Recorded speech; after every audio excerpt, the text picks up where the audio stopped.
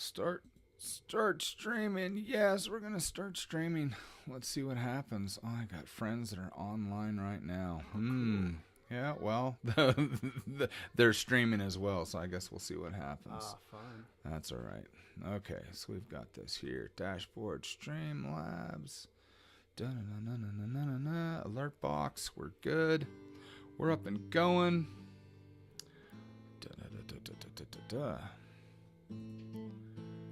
And we're live. Hello, everybody. This is Jaime Buckley, and I am here not with my son Evan today, but with my buddy Travis Allred. So, hey, everybody. And this is Life is Like Fiction Live. This is episode 15. It's been a while. We've been gone for a while because we switched where we live and moved into our Harry Potter-esque environment. And so if there's a little bit of a echo, sorry, best we could do. We've got, what are those called? Sound panels all over the place, and so we're hoping that we've kind of minimized the echo, but we'll work with what we've got. We decided we wanted to come and hang out with you guys, and we're also doing this at an unconventional time. Normally we do this at 3:00 in the afternoon, but this is when Travis and I could get together, and we wanted to have some discussions, record it. We'll put it on YouTube, but if our fans find that we're actually live right now and want to join in, that'll be great. Otherwise, we're still going to go about with our regular conversations and fun topics, shooting the breeze, and just being us, whatever the crap that is. So anyway, so Travis, since you haven't been here before, but you've been in the chat before many times. I have, yes. This is the first time that you've been here and been on my stream, huh? Yes, and I'm honored to be here, actually. Don't be it's honored. A long time coming. You're gonna earn a bad rep. So, but why don't you introduce yourself? Since we got a camera there, we got a camera here. I'm actually on the opposite side of what you're seeing, and I don't know how to set up the cameras, so we're just doing this as we can. Let's see, maybe I should tweak this over a little bit. Hey, you still see that okay? Oh yeah, I see everyone. See all right, yep. So we have 22 viewers all of a sudden. That's great. awesome. Hey guys, that's how's fabulous. It going? Why don't you give an introduction who you are, and I think it'd kind of be fun to explain to everybody how we came about you and I meeting, even though we know each other in real life. It's funny how we actually bumped into each other on Twitch and then decided to do this as well. Anyway, why don't you explain to everybody who you are? Yeah, sure. Yeah, so I'm Travis Allred. I grew up in Montana, lived there for a long time before moving here to Utah. Been here for about a year, and Jaime and I pretty much became friends pretty quickly. Yeah. My sister introduced us, I suppose, in her enthusiasm. And I can see why she was enthusiastic, because Jamie's a great guy. You're talking about Laurie, or you're talking about Eva? Laurie, yeah. Yep. She's a doll. But yeah, and I ventured into Twitch a little bit. I need to get back into it, because that was pretty fun, actually. Weren't you streaming music? I mean, weren't you performing? Wasn't that your category? Yeah, I was performing, but I wasn't doing it often or steadily at all, so... Did you have? I'm curious. It's funny when it looks like they've changed a lot, because I haven't been streaming constantly since July, and so when I came back, they've changed the categories. They've changed tags. They've before, I don't know if they still have it. If anyone else here that's in the room knows, do they still have the category of stand-up comedy and things like that? I have no idea, but I know that they had live performances, and for a while there, you could go in there and watch everyone their jam sessions or practicing before they go and they do a gig or something. It was really cool. Yeah. So Twitch has changed quite a bit. So when did you stop? There are so many good musicians on Twitch. It's ridiculous. I know. I like Twitch so much better than YouTube because we get to interact. So you show up in somebody's room and you're like, "Hey, you guys sound awesome," in real time. So, and having these discussions, and me, I'm the boring cartoonist. But I love sitting here and talking. How did you even find Twitch? How did you discover it? So, some of my brothers and sisters are super into gaming, and I like video gaming too. Yeah. But not as much as them. But they are what kind of turned me onto Twitch a little bit. Were they following or were they streaming? They were following, and some of them stream now. Twisted Vixen, I think, streams a lot of Fortnite. Ooh.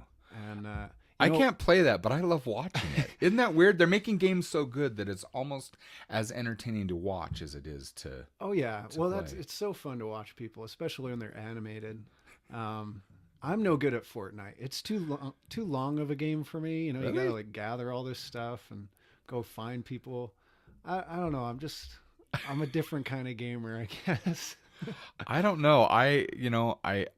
The way that I found it was Evan, actually. I was trying to learn how to play. What was I trying to learn how to play? Well, and I'll watch Fortnite and enjoy it, but Yeah. playing it myself, I'm not super into. And some of the streamers are just hilarious. Yeah. One of my favorite streamers is my friend Cage, and because it's funny, for the longest time he didn't have a camera, so he's playing. If I understand right, he's playing off of his Xbox, so he's got the speakers, the mic there, and the speakers, and so we're watching the game, but it's almost like being in his mind because he would play these first-person games, and when he plays, he gets in this zone, and he rambles. And it's funny because I don't know. I know I asked him this once, but I totally forgot. But I don't know if he realizes what just kind of drops out of his mouth while he's playing. And he gets so into the games. But he was playing one, what was it? Was it Doom? It was a newer version of an old game. Probably I think it was Doom. That's Anyway, a really intense and game. he's Holy cow. kicking butt. And he goes in there, and what ends up happening, he goes in there, and I see this monstrosity. He's in a spaceship, and this creature comes down, and he goes, oh, no, no, no, no, no. And then the monster jumps on him, the scene drops, and all of a sudden you see the lower part of his character's body, and a character, the creature with its arm up like this, he goes, no, no, no, no, and it rips his legs, and it shows his lower part of his his character's body there. And he goes, no, no, no, I need those. And I started laughing so hard. I hadn't said anything in chat, and I'm just sitting here at my desk and busting up. And I thought, I got to watch this guy. And that's the way that he is. He just kind of talks. So it's because I couldn't see his face. It had the impression of you're in his brain. And he's just a very comical, pleasant guy to watch. And he's really good at playing games, but he does crazy, crazy crap stuff. And so I got that. But Evan introduced me to Twitch. I think it was League of Legends because I wanted to learn. I played it with my kids just for fun.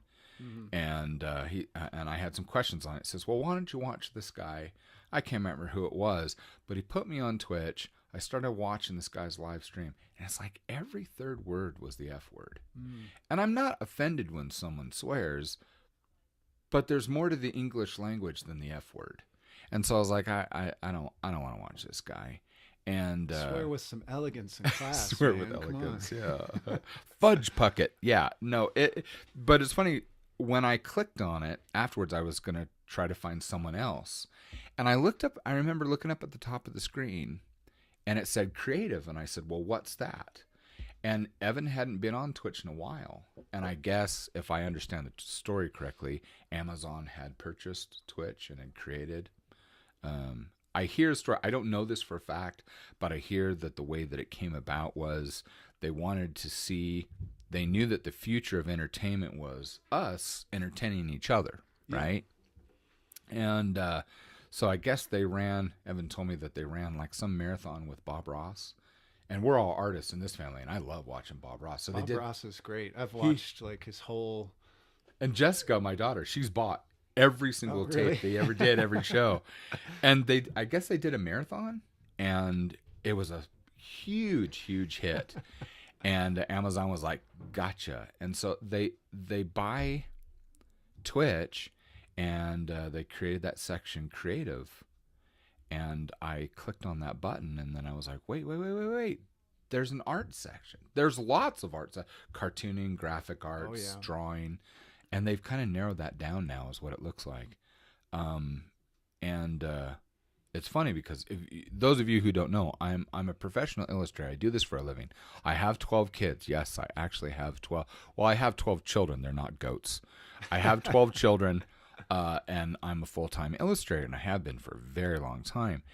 And I looked at Evan and I said, wait a minute.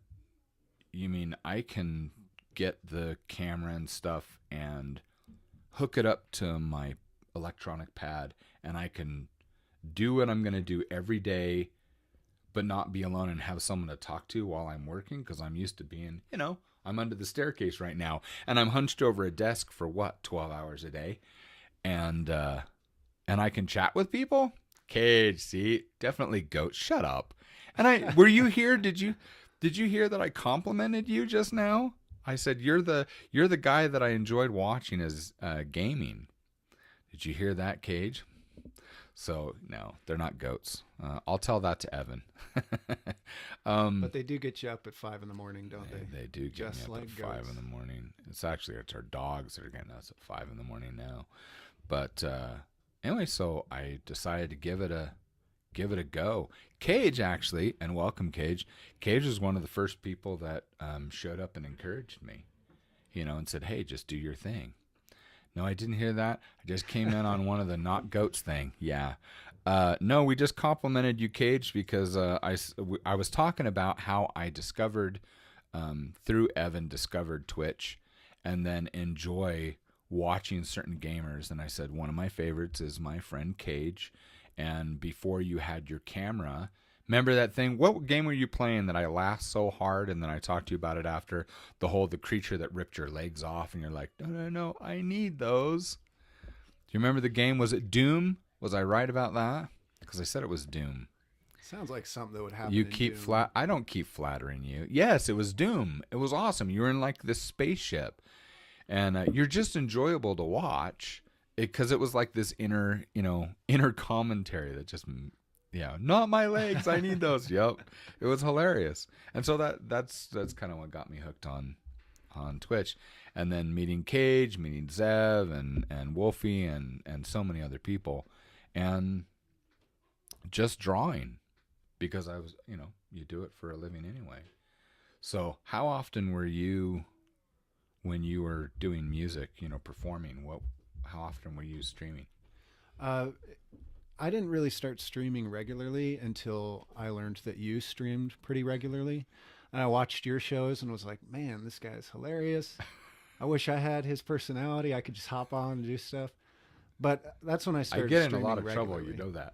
Do you know that? I get in a lot of trouble. Well, I would imagine so, based on some of the things you talk about. I am all about being controversial. No, actually, I just want to say the things that I want to say, and yeah. Yeah, I mean, people will hear it, and maybe they'll get over it. And good. Here Cage is bringing up Zev. Zev I think is the prime. Zev was one of my first friends on Twitch, and actually he was the first person that I did a co-stream with. Yeah. Or interviewed. I don't know. We did it through Discord. I don't know if you remember that, Cage, or if you were even there. But I love visiting with Zev. And Zev and I have views that oftentimes are diametrically opposed. What we agree to is we care about each other. He's a good man. He might say he's not a good man. Cage might say he's not a good man. I think he's awesome. Yes, he's an amazing artist. That's another thing we had in common. But we want to be the best people that we can be, whatever that is. And I'm a deeply religious individual, but I don't push that stuff on. I don't push anything on anybody. I want all of you, to be the very best you can be. That's my drive. That's my focus with youth and all that. So, let's see. I've seen that. It's important to encourage that in the world. I think people need encouragement. I totally agree. The world's he's an ass, but he's a great ass. I would say I would agree to disagree, but I just agree. And Zev will eventually see this, I'm sure. So that's okay, because we're all friends with Zev, and how can you not like Zev? That's just stupid. Of course we like Zev. So I'm going to fix this little panel here. We've got our chat box. I'm going to make it a little bit smaller, get it under. No, actually, I don't need to do that. Let's move. Sorry, guys. We're just making adjustments since we haven't done this in so long. Yeah. Why don't I play a song while you're adjusting there, Jaime? Yes, do that. This is a song I did not write.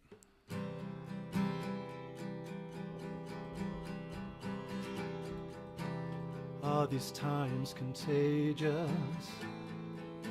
I've never been this bored before. Is this the prize I waited for? Now with the hours passing, there's nothing left here to ensure. I long to find a messenger. I got a long way to run.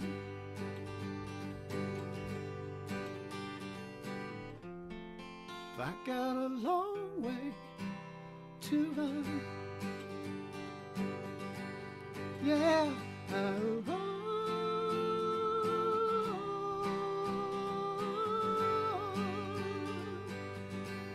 Yeah, I'll run.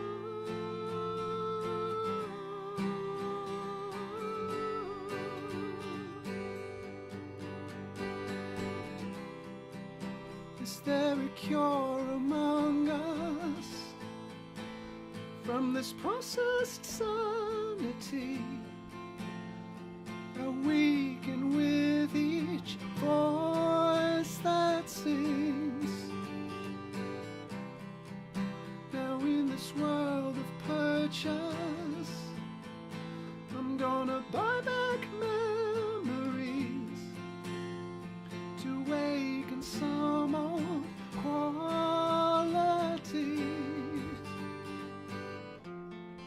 I got a long way to run.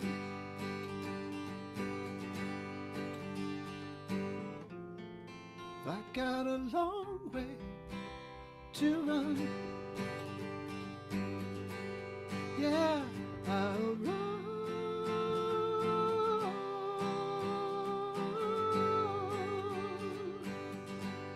Yeah, I'll run.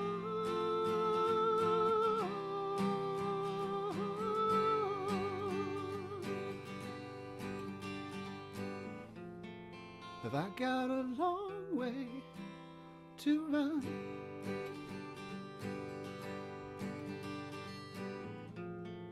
We've all got a long way to run.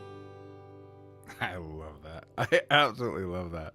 Just so you guys know, I requested that Travis sing that and play that because we were out hanging out with Evan and another friend, and we went to a really cool private club place, and he brought his guitars, and it was funny. All these guys are walking through the room going, "Wait, are we doing a concert today?"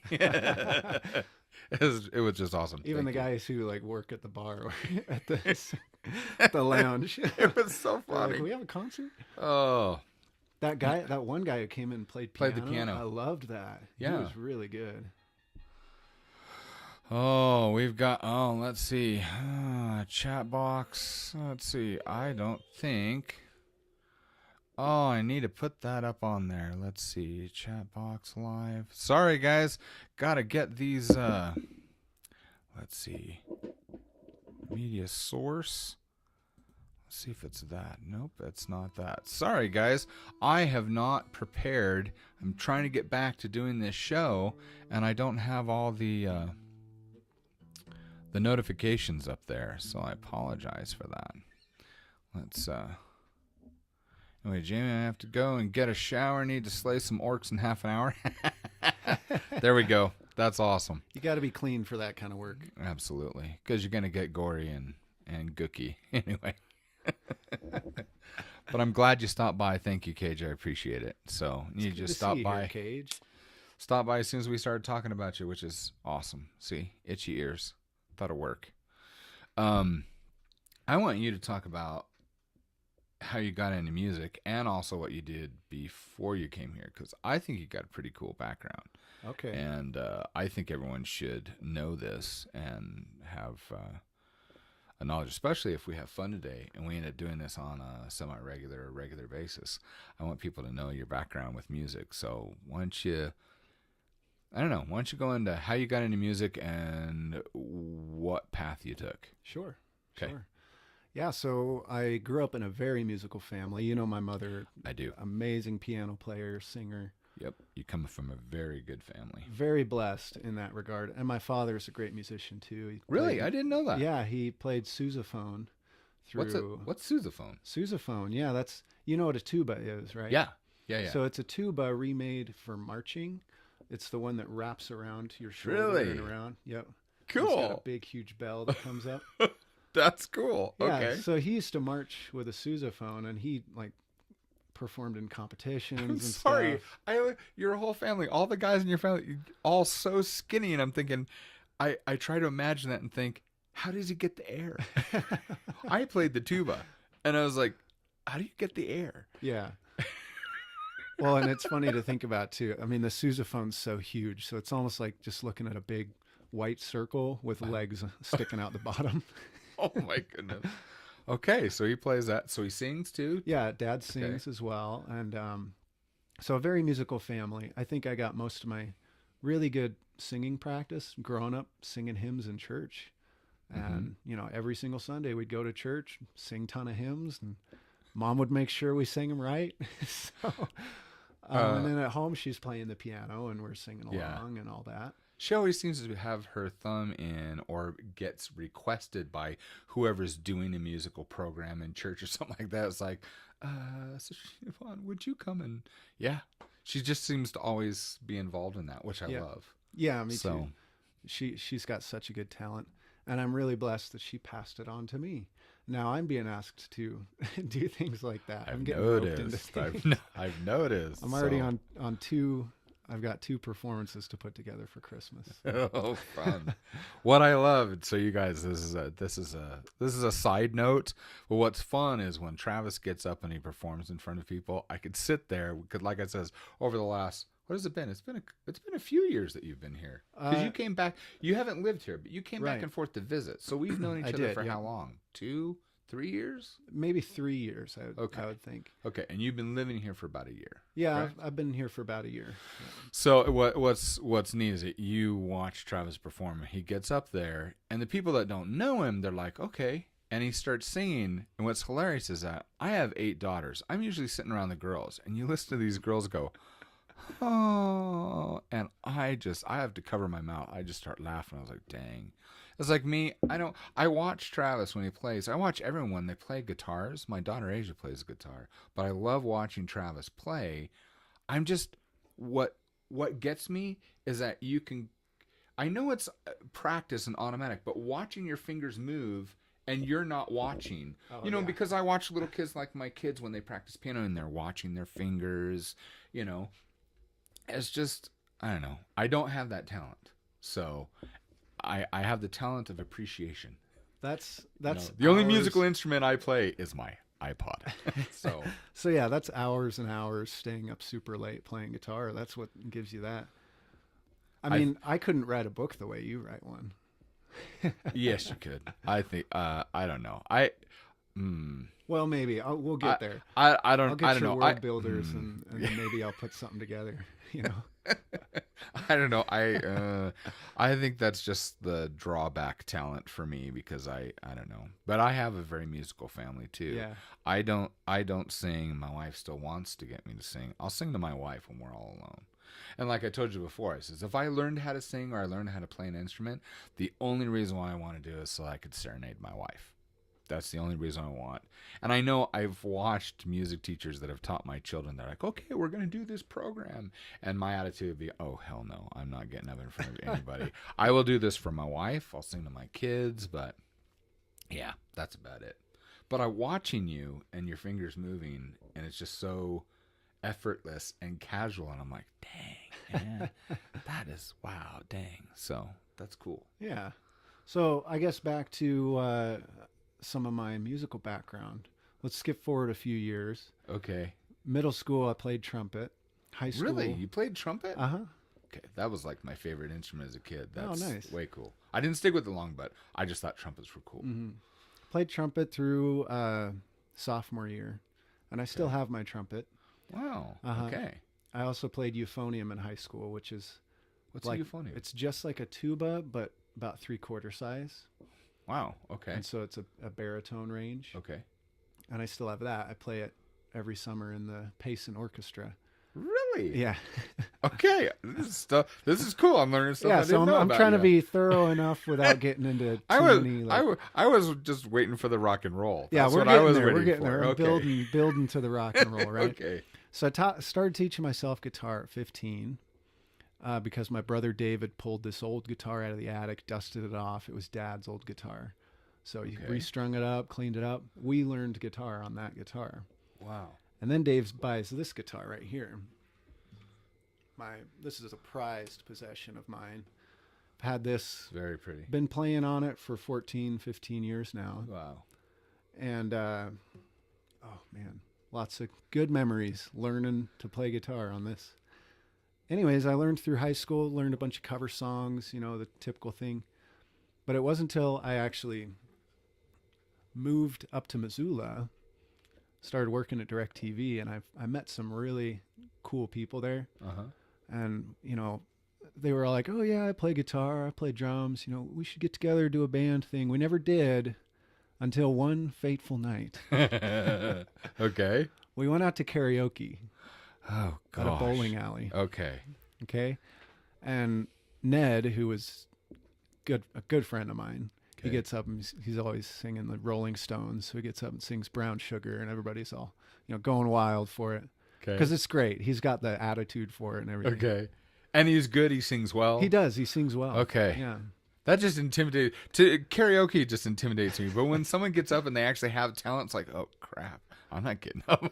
Karaoke nights are so fun because you get everybody from the drunken guy who only knows 3 words I might try that in Hong Kong, but I'm not going to try it here in America. No. to the guy who's like, an experienced performer. He gets up there and just blows the whole roof off. Wow. Have you ever seen the movie Fame, the new one? Is that the one with Mark I don't know. Wahlberg? in No, it? no, no, no, no. This is the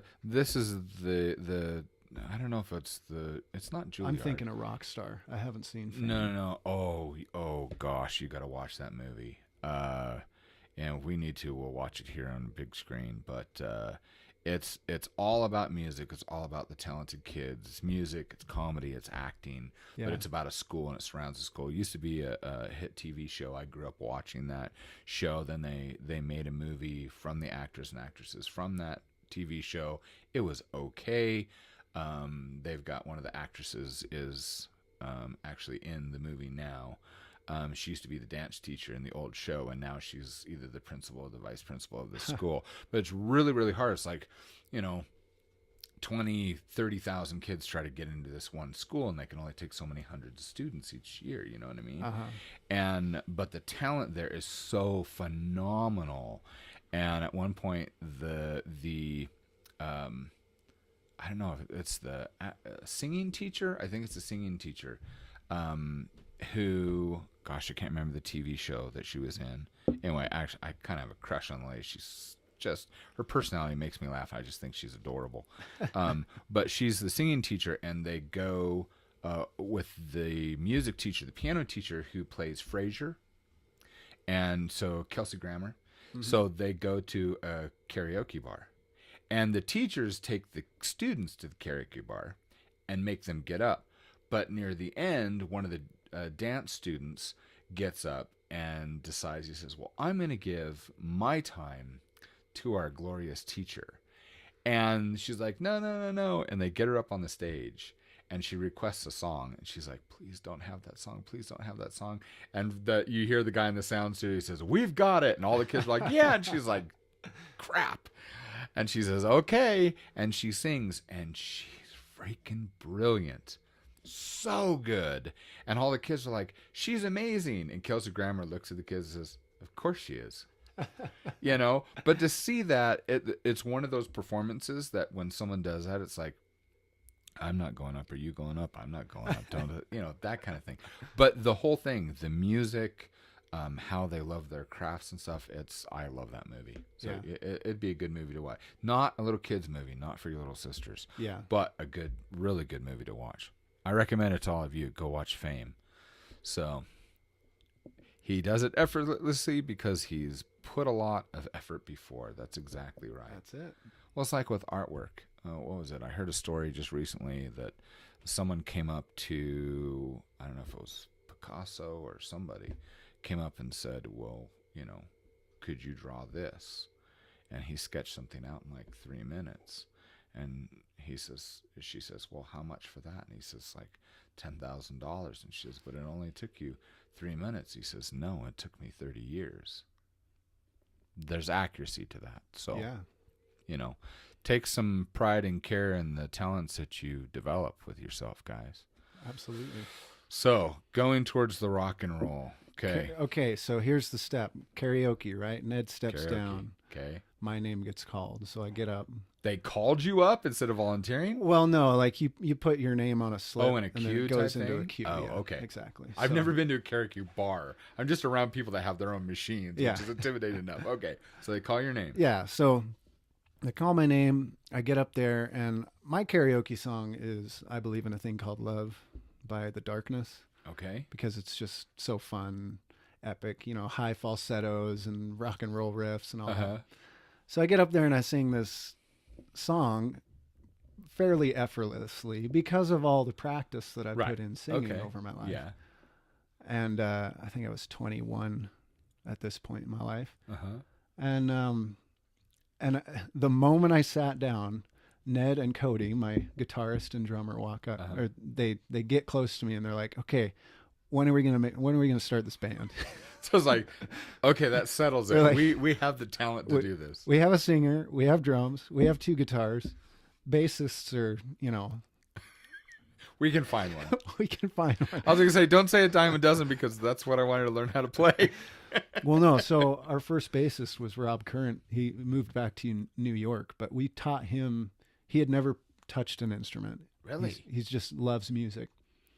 So we get him this crappy bass and plug it into Because a. that's what I was telling you the other day. I was like, I always thought that it would be cool to play bass. And you started laughing. You never told me why. Is that why? Well, no. The reason I started laughing is that even when I pick up a bass, people don't realize unless they play that a bass is really different from a guitar. Is it? Yeah, I mean it's the same 4 strings here. Uh-huh. These 4. Okay. But they're so thick, and the neck is shaped to accommodate those big strings. So you actually play it much different than a guitar. So I've It's noticed the way they hold it and it's lower, Uh-huh. and usually the hands are contorted in a different position. Yeah. But gosh, when I listen to a bass riff, it's just like, Oh, and it's so cool when they do the slap bassing. Mm-hmm. It's kind of like my favorite. It's the same mechanism a piano uses. It's like a hammer on a string. Really? That's Okay. the effect they're giving. Huh. And it's really cool. I was messing around with it last night. I couldn't really get it, but Maybe that's the route that I need to go. If you're gonna give me lessons, maybe I should learn something. go like for a that. bass. Yeah. Because That'd you be said fun. because you said I need an electric guitar because of the hands with all the damage that I've had to my hands. Uh-huh. Would I still be able to do that with the bass? As long as it had a good action on it. That's the key. Action. What does that mean? The action is how the strings interact with the neck. Pay attention. You're getting a music lesson now. So let's get this in frame here. Yeah. So the strings on a lot of bad guitars, the strings are way too high up. Okay. And so it's actually really hard to push the string down and have it contact the neck. And that's what gets you the good tone versus, Gotcha. new players are always sounding like that because Okay. they're playing on a bad guitar. Oh. But if you got a good guitar like this one or a good bass that's set up with a clean action, a low action, makes it easy to push the strings down and focus on the music Cool. instead of trying to make a bad instrument play well. Awesome. What is a bass guitar, a decent bass guitar run? I'd, For a starter. I'd start at 150. That seems to be you were telling me that seems to Yeah. be the baseline for most things. If you're serious about like learning a guitar Uh-huh. of some kind or bass guitar, start at 150 and then go up. See, I assumed 250. So Yeah. if that's what I thought, then I probably want to stick with what I thought and try to get a better guitar to start with. Yes, if you can buy for 250, you're going to get a good guitar that'll last. It'll be an heirloom. You could hand Really? it down to your kids if you take care of it. Yeah. That's not much. This guitar I think was $350. See, my trumpet was $375, and that's when I was like 12. Yeah. I'm 50. Oy, yeah. Wow. And I've got more expensive guitars, but this is probably my favorite. I mean, it's my companion all these years. So Wow.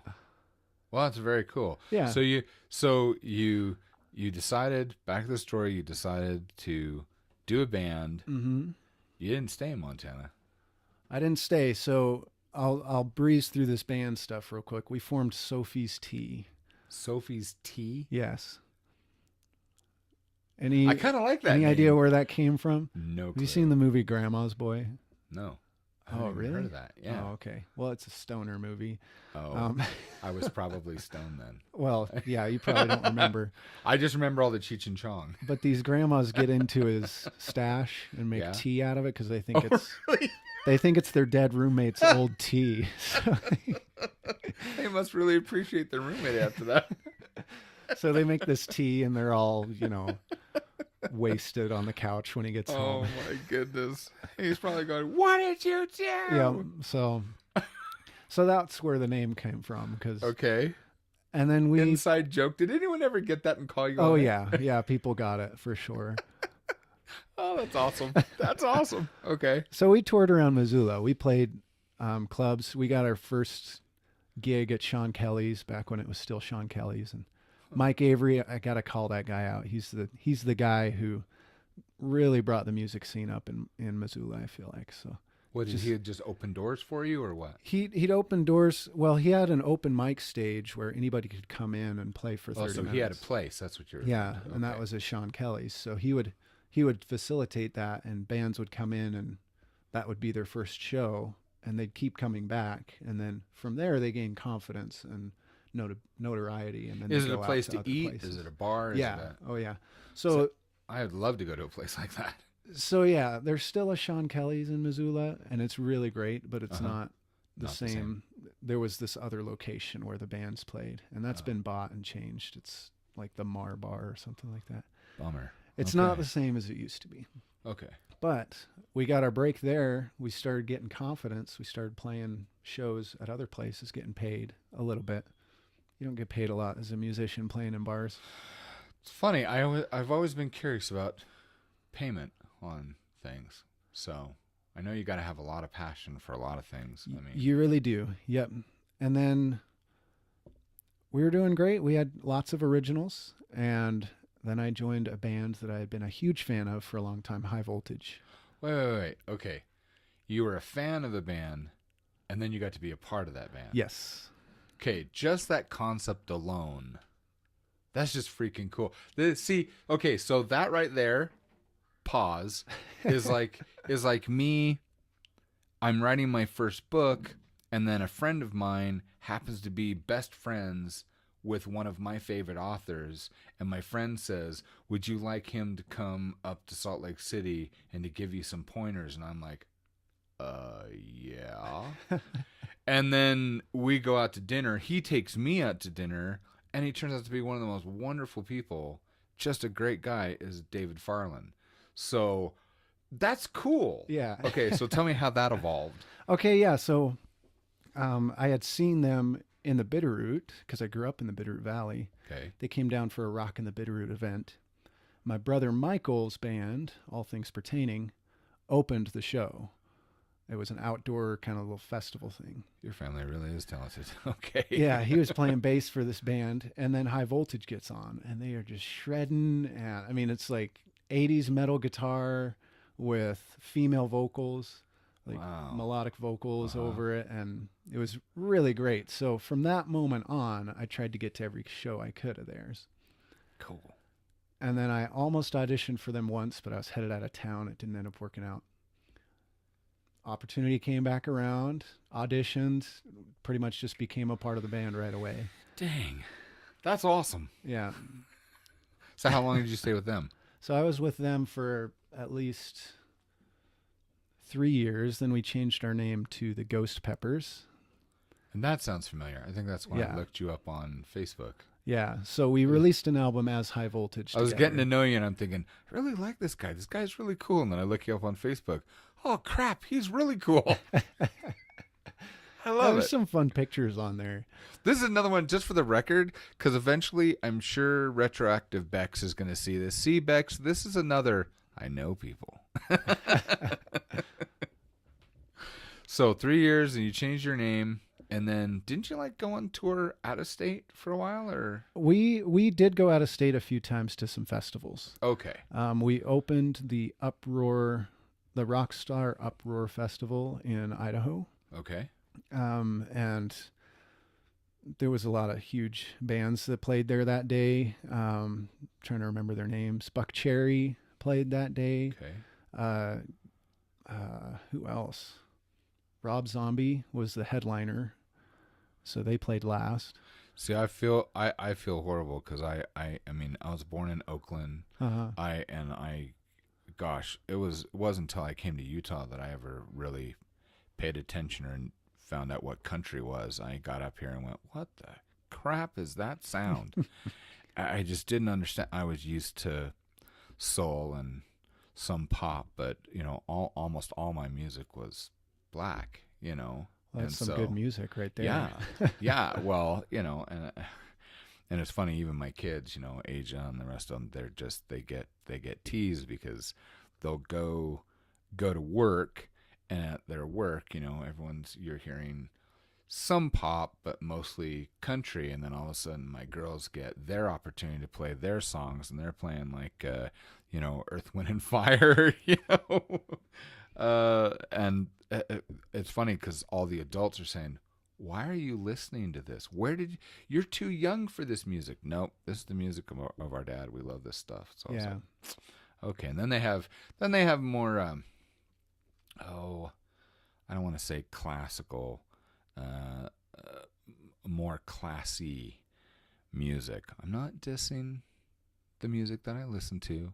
I'm just giving some respect to my wife, and she is my sweetheart is a very classy woman, and so she has a much wider range of appreciation for music than I do. So, but like I says, I'm enthralled with stories like this and experiences like this because I really do have an appreciation for other people's talents. I love seeing people excel in the things that they love and that they love to do for other people, and you entertain other people. I love being out there in the audience when I hear you sing, or like when we were there and we were in the lounge the other day, and we're there, we're having our conversations, and then you decide to pick up the guitar, and then everybody in the lounge is like, what the heck's going on? That is so nice.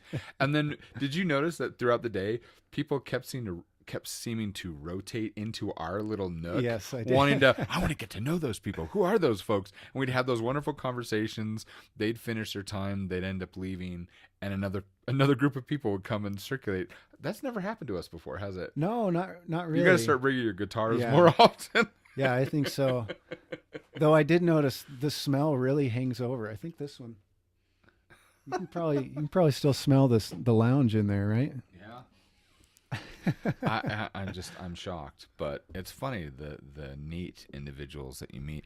It's experiences like that I also realized too, is that you can go across the country, and I've traveled. We're here in Utah, but I used to do a lot of traveling over to the east side of the country, especially in Massachusetts, and I love the people there. I love the people there because their personalities, they are in your face. And I love that intensity. I love that that brutal honesty that I think we're lacking. I think we're getting a little bit more. That's one of the things that I wanted to be able to go go over and talking today about in the country. I know we've done music. We still have 38 viewers here right now that are listening to us. I wanted you guys to get to know Travis and to hear his story and how he came to this point. But I also want to talk about what's happening around us right now, because the world is definitely not the same place as when you first started your band. Right. I mean, so how long, just in years, how long has it been since you were a part of a band? It's been probably 15 months. Okay, so not very long. Yep. So towards the end, before you came and moved here to Utah with us, as you see, technology's changed, access to, opportunities. The three things I've got written down here on my pad is talking about social media, the political landscape, and then the internet. But just with social media and the internet, for a band, like me, I'm a writer and an artist, but as a band, social media's got to be fabulous. What an amazing tool that you get someone who, tweets or does an Instagram post or something of you guys in one place. Someone could be visiting, say, came to Idaho, and they could be visiting from New York, and you go back and they show everyone or the people that they follow, and it mushrooms. Yeah, absolutely. So my cousin Moroni has been telling me that I need to meet this girl who's a huge fan of me. She's lived in Utah her whole life. I don't know how she ever heard my music. Be wary. But apparently somebody turned her on to me, and she's like, she knows I'm a musician. She knows I've been playing for years. She followed my band when I was in Montana. I've never met her. We'll see. Well, it's like one of my favorite bands that, and we were telling you back when we were driving home from the lounge the other day, and Evan and I were telling you about the Break of Reality, the band Break of Reality. And you guys should look that up. If you guys, it's 3 cellos and a drummer. The band is called Break of Reality. You can go to breakofreality.com. I'm just a fan. And it's funny because Evan came in, he said, "Dad, I want you to listen to the song." And he just played it over the computer. And I thought it was just something about it was so good. And I said, "Who is that?" And he told me, and I went to the website and immediately bought all their albums right there on the spot, made my own playlist on iTunes, and had it looping while I went back and did my artwork. What's hilarious is that throughout the middle of the day, when I like something, I go find out about it. I learn about it and jump in on it. Yeah. And I looked at their tour. I was like, gosh, it's been so long since I've been to watch a band, last time I actually went to, oh my goodness, it's been since I was 14 years old that I've been to. Really? Actually been to an actual concert. I think I was 14. Maybe a little bit older. But I think I was 14. It was Genesis. Crap, it's been a long time. But the funny thing is I looked at it and I was like, gosh, I'd love to see these guys in concert today. And they're from the East Coast. They're from New York. And I thought, gosh, I wonder if they ever come out this way. And on their tour date, it was that night that they were playing in Logan. And that's like 2.5 hours from here. So I yelled to Evan and said, "Guess what? Break Reality's playing at a university in Logan." And he's like, "Really?" He says, "When?" I said, "Tonight." He says, "Oh," and I said, "Get your jackets." "Why?" "'Cause we're going. I'm getting in the car in a half hour. We're leaving." He's like, "Are you serious?" I told my wife, and she's like, "This is nuts." And the funny thing is, during that day for the last few hours, I had been tweeting and messaging. Anyway, I think I had annoyed the band members. And I'm saying, "I think you guys are fabulous. I'm a dad of 12. And they're like, "What? What do you?" I probably didn't make any sense to these guys, but I was so enthralled with their music. And so we go up to the university, buy our tickets, go in there. It's a very personal thing. It's a few hundred people. And they played, and I looked around. We were like third row center. And I'm looking around, and the place is packed. And nobody's saying anything. Nobody's doing anything. And their music was so intense. And I'm like, and they're trying to get everyone, engaged. And it's a high energy music that they were doing. And so I just started yelling and screaming and going, yeah, and just going with it. And the leader of the band looks at me, grins, and he gets into it more and more. Anyway, so that goes through it, and it's kind of like I did that. These college students are looking at me like, who's the old dude? What's going, Yeah. what's his, and I'm like, you schmucks, you're here to have fun.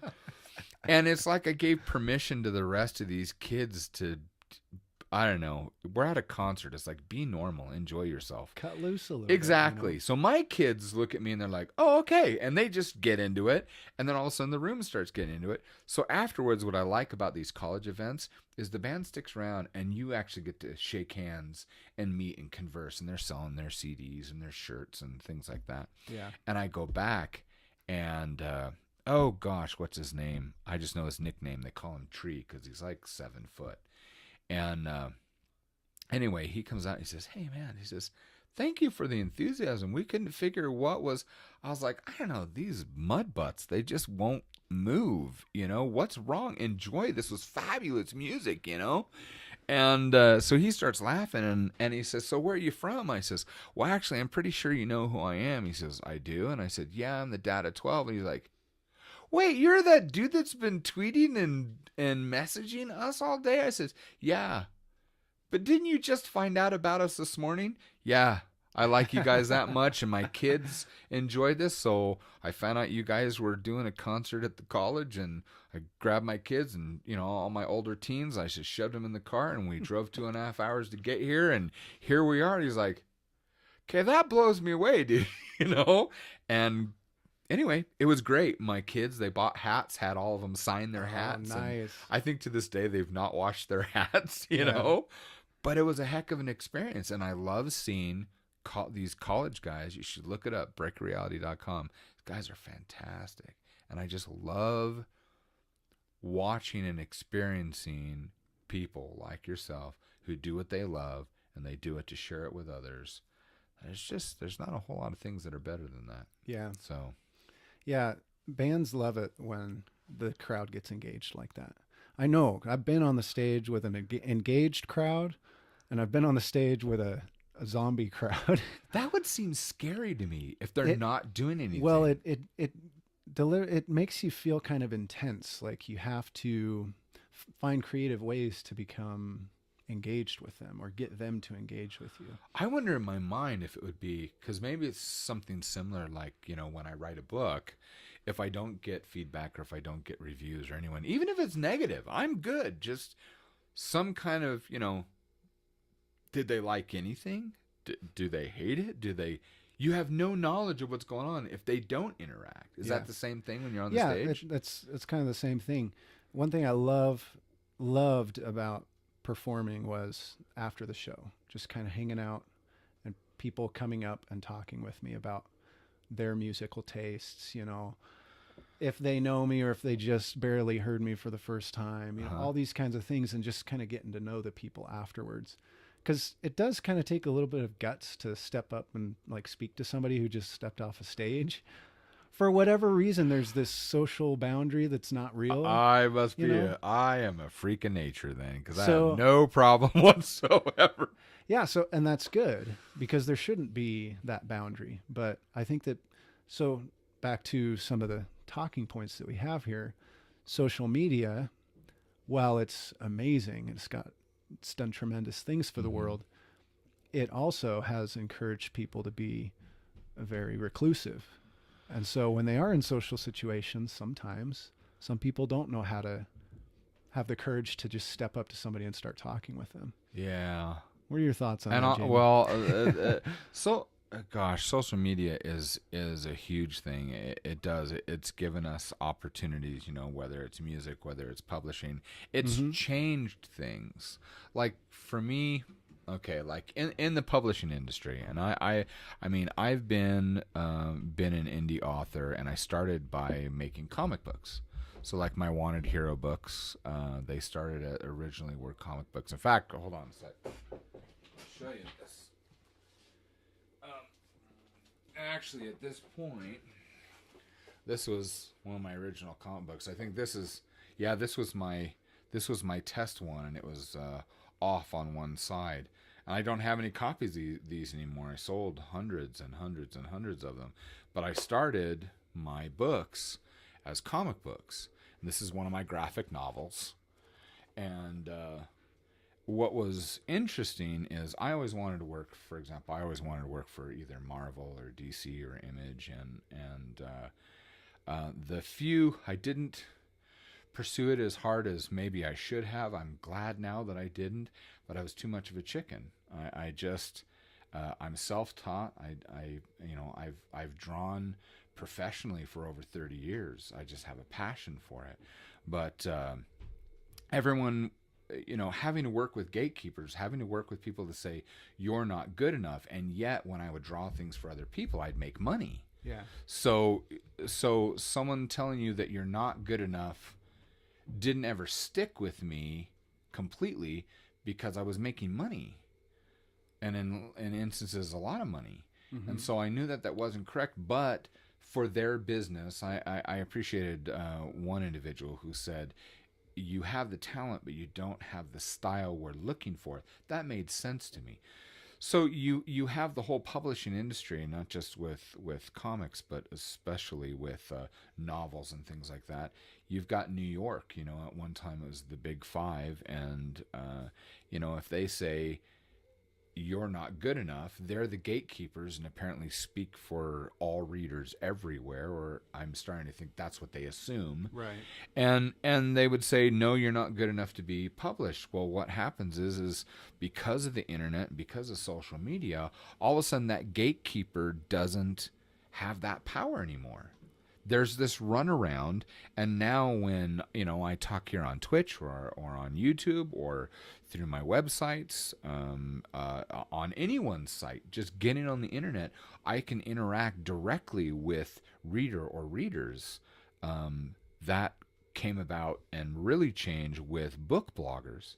You've got people who do vlogging on YouTube, but book bloggers, especially for the fantasy, the fiction industry, where people loved reading, and they just decided to review all the books that they read. And these are bookworms, and there's tens of thousands of them out there. Yeah. And what happens is you end up enjoying the views of people that have the same taste, and they start gathering these social followings.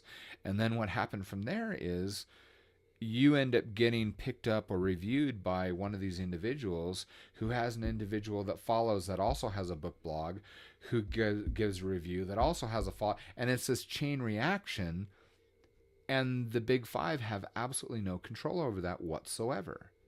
And so it's funny how it's changed, whereas before you'd be like, well, what's on the New York Times bestselling list? Well, I'll buy this book. Even now, I realize I don't buy things that way on Amazon. When I buy a book, first of all, I don't look at the reviews on Amazon. I don't give a crap. And the reason why is because when you go to Amazon, this is what's unique about Amazon, unlike any place else. You don't go to Amazon for reviews. You don't. None of us do. If you do, you're either lying or you're retarded. And I say that because when we go to Amazon, what do we go to Amazon for? We go to Amazon to buy something. You've already made up your mind. You found it somewhere else. You might check a review to say, all right, you have a recommendation for this TV, this stereo, this book, whatever, and you might check it. Yeah. But you don't go there to look for something through reviews. And I bring that up because, like, for example, my first book, Prelude to a Hero, I only had even now, I think I've only got like 12 reviews on Amazon, but it was being downloaded, and it was in the top 20 for over 2 years on Amazon.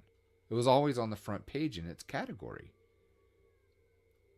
But I only had 12, and everyone around me had hundreds of reviews. So I was like, I don't think the reviews matter. And I didn't give a crap about the reviews as long as people are... Who is it that wrote Willy Wonka and the Chocolate Factory? Do you know his name? No, I'm not sure. I can't remember. I should probably Google that.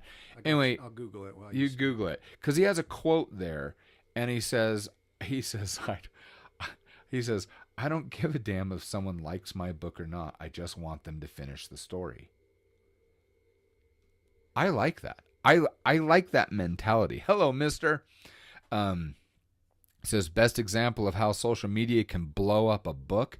The Martian was first published as chapters online in a blog. See, that's a perfect example. Thank you, mister. And yes, and that's what I'm doing now with my next series. I'm pondering whether or not I want to open that up and give it piece by piece by piece. But my point here is with social media, it took the power away from the publishing industry. Just like for the music industry, YouTube took the power away from the... I mean, I that's one of my favorite things about YouTube is all of the music talent that now they've leveled the playing field, and then go directly to people, whether they buy directly from links through their video, whether they have links to their Patreon.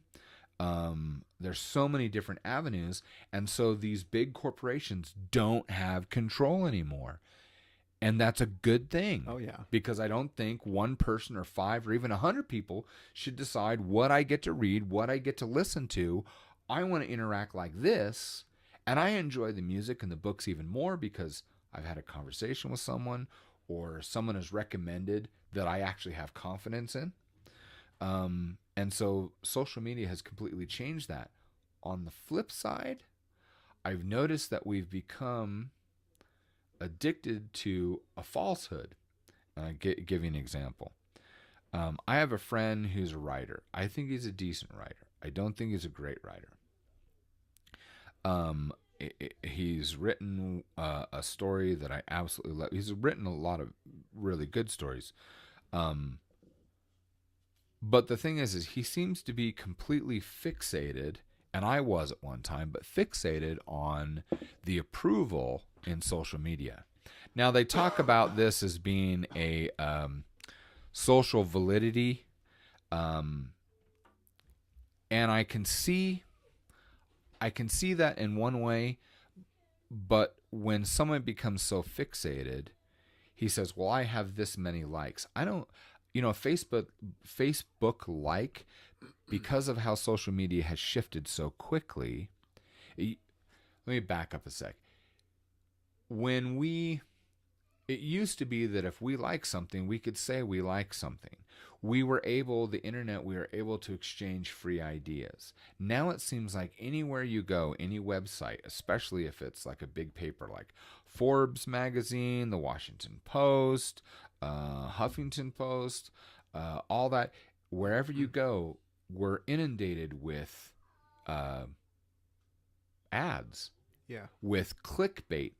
Everybody and their frickin' neighbor's dog's cousin's best friend is teaching you how to do a title that someone will click on. The whole industry is teaching you how to create clickbait. They're teaching you how basically to be the douchebags that we don't want to associate with. Why? I made a comment to a dear friend who is a brilliant writer, Kevin Duncan, at beabetterblogger.com. You want to learn how to blog? Go there. Learn from Kevin. I will not recommend anyone else. No, not Smart Blogger, not any of them. And Kevin writes for them. I recommend Kevin. Because I made a comment. I signed up to Kevin's blog like 4 years ago, maybe 3. But I think it's 4. because of his personality. And I made a statement that it was the first blog in over 5 years, which is freaking dog years, just like ancient online. But I signed up to his blog for one reason. I loved his personality and I was entertained. And I said, I believe that in the future, that's the way it's going to go. Why? Because the big companies, and Google's doing it, and Amazon's doing it, everyone's doing it. They're controlling and shoving ads and things in our face instead of letting us interact freely and letting our personality shine out. And I think the future is going to be, it won't matter what SEO you do, except for the basics to make sure that you can be found. But I think the future is going to be, we're going to end up having a conversation, and I'm going to say, hey, Travis, you've ever heard of Kevin Duncan? No, I haven't. Well, you said that you're wanting to blog about, your music career and to build a website. You really ought to go over there because Kevin Duncan runs beabetterblogger.com. And not only is he informative and he cares about people and teaches you with top-notch, advice and step-by-step, but he's hilarious. He is so funny in how he writes. Gameview, hey, welcome. As a European that tries to dodge ads as good as he can, I can tell you that the American ads are giving me headaches. Amen to that. Yeah. Absolutely. I could not agree with you more. I'm so sick of it. I start pulling. It's funny. The one thing that I agree with you completely. Can I put a caveat in there? The only time I don't mind it, and I'm also saying this because I do it. So take it with a grain of salt. But when I go to someone's site and they have in their sidebar the items that they make themselves from the website, I'm okay with that. It's when it's ads and buy this service, and I'll give you a great example. What just irritates the hell out of me right now is I go to Pinterest. I love Pinterest. I'm a visual guy, okay? So I started doing Pinterest, I don't know how many years ago. My wife's best friend got me onto Pinterest. Never heard of it. It's Linnell. You're addicted. Yeah. Linnell. Oh, I was addicted within 30 minutes because I'm such a visual guy. I was like, gosh, all these amazing artists that are out there, and now I can look up anything I want on Pinterest, and I make these little boards to inspire me to write about this or draw that or whatever. But the thing that's just ticking me off now is, has anyone else had the experience? You go to Pinterest, you're looking up something. Like I looked up, this is what freaked me out, dragons. Just the subject dragons. What do you think you're going to get when you type into Pinterest dragons? I think probably dragons. You're wrong. Here's what you're going to get. You're going to get dragons and you're going to get women in underwear. Why? Why? Not only that, you go further down, you get flight jackets. You get backpacks. What the hell does that have to do with dragons? Not a dang thing. Why is it in there? It's advertising. Pinterest, stop doing it. You're pissing me off. And it's just stupid. Anyway, okay, back to, I will get off my soapbox just for a minute. Okay. Yeah, that's fine. I mean, it's not worth or not wrong telling people that you produce stuff and that you want to sell it. No problem. But it's gotten to a state where people plainly want to brainwash you. Oh, gosh. Totally. I cannot agree with you. Again, great point. I agree. It's the clickbait. And here was fun. You know what's funny? So here I'm going on 50 here. I was trained. My father is an executive. My father is a marketing man, and he's brilliant. One of the smartest men I've ever known in my life. My father, I think he's just hardwired to market. And the way that he always described things is there's a difference between marketing and selling. He says, I'm not a great salesman. He's right. He's not. He's a brilliant marketing. He's a genius. And he says the difference between marketing and selling is you have a product or a service and you go find someone and you beat the hell out of somebody over the head and drag their butt across this great chasm across the line where they buy something. And he says marketing is where you fine tune a system or a way that you can filter and find someone who's 70, 80, 90% already looking for what you have, and then you introduce the opportunity for them and they buy it themselves. That's the difference in his mind between marketing and selling. And I agree with him. And that's how I was brought up. The thing is I'm one of those people that I've been around since before the internet. Yes, children, the internet didn't always exist. Neither did cell phones. I used to have a pager. What's a pager? Yeah, shut up. Go talk to your grandfather. Anyway, so it's, but what's hilarious about this is that I have been programmed to, no, I shouldn't say that. I've conditioned myself. I'm going to take responsibility for myself. I've conditioned myself to ask questions and do things in a certain way. And my son, Evan's my oldest boy. He's married. He has 2 kids of his own. He's also one of my dearest friends. And he's also one of the smartest people I've ever met in my life as well. I think he gets it from his mom. Here's the thing. He's a deep thinker. He's also a millennial, which means that by right and by generation, he's a pain in the ass. And here's the thing. So the thing is he thinks clearly. He's a truthful man. He's not a nice guy, but he is a kind guy, and he's brutally fair. I don't think he'd like the word fair. He would say just. I think Kathy would say just as well. He's not nice. I'm not nice. I'm kind. I try to be kind. Maybe I'm not kind, but I'm not nice. Thank you for the follow. I'm sorry, don't have that up on the screen. I need to put one of those up on the screen. Back to my point. Squirrel. So, with Evan, he says, Dad, the way that you are blogging or the way that you ask these questions is that's clickbait. I said, why? He says, because look at every single course that's on the internet. It says, get more clicks, get more likes, get more. Here's the thing. If you're using clickbait, you're trying to get people there that don't want to be there in the first place. That's my point. I've got, like I said, my friend who's a writer, and he says, well, I have this many likes, or I have this many people following me from this platform. And I asked him a simple question. I said, how many books have you sold? Even simpler than that, how many books have you been able to give away? Almost none. Then who gives a rat's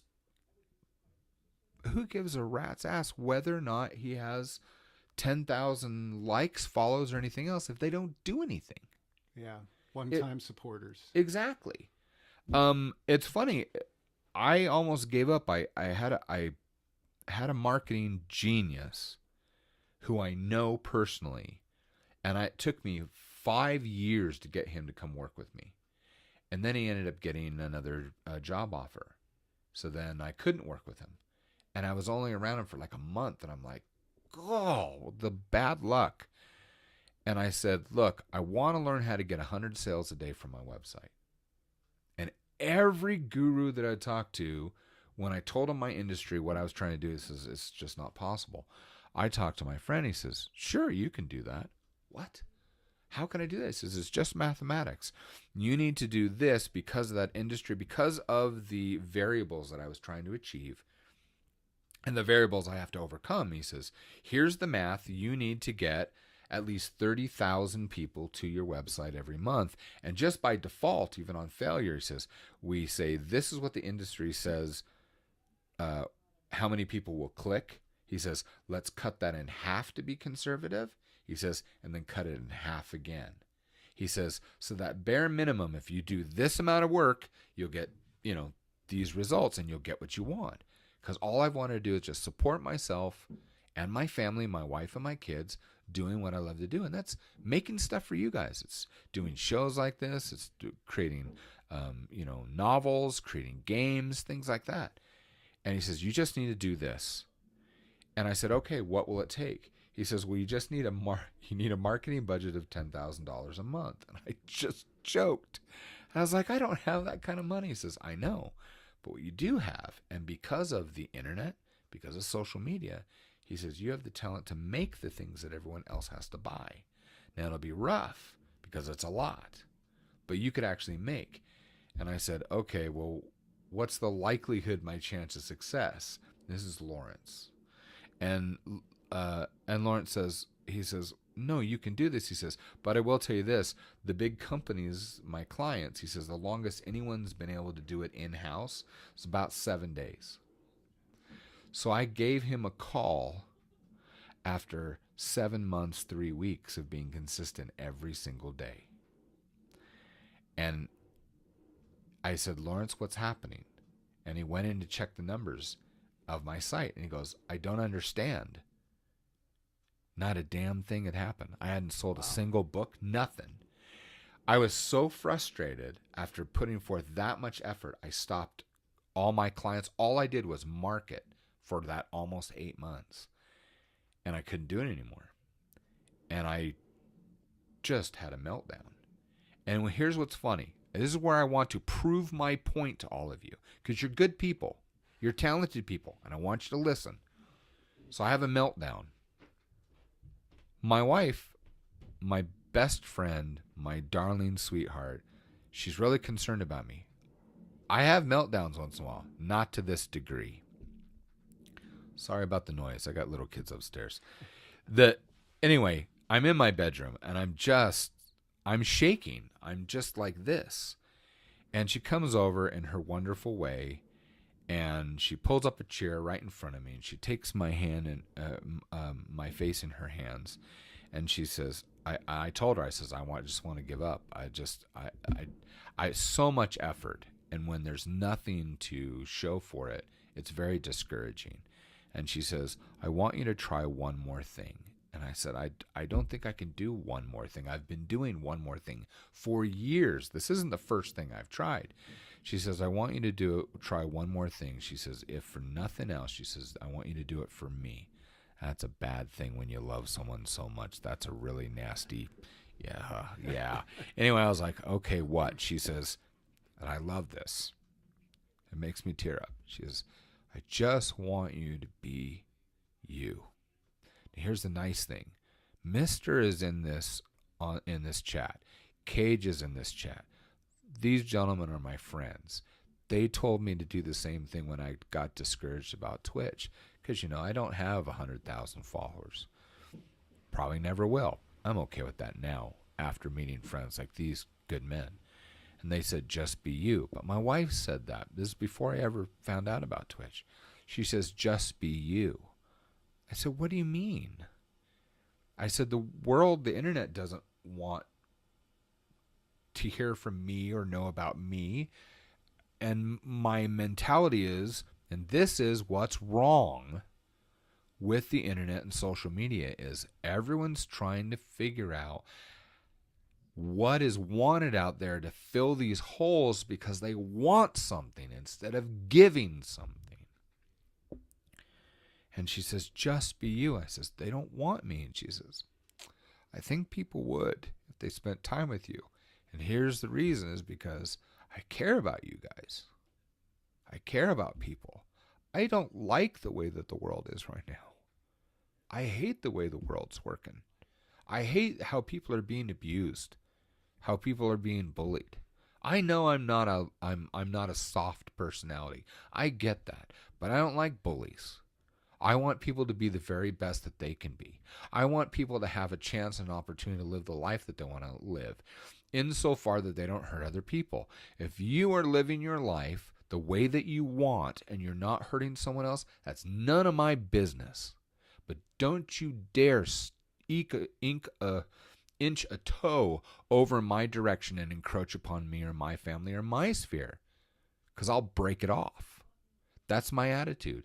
But at the same time, I'll tell someone else, don't you go and eke over, and encroach on Travis or encroach on Cage or Gamebue. Don't do that to someone else. There's no need. It's not right. And you ought to get punched in the mouth. That's me. That's not everyone else. I'm taking responsibility of my own thoughts and feelings here. So my wife says, just be yourself. Whatever that's going to be, just be you. I want to tell you what happened. I didn't get any results for 7 months and 3 weeks. I decided to go and do what I really wanted to do, and that was interact with people. And so I started blogging, and I started showing up on other people's blogs and making comments and interacting and helping and contributing.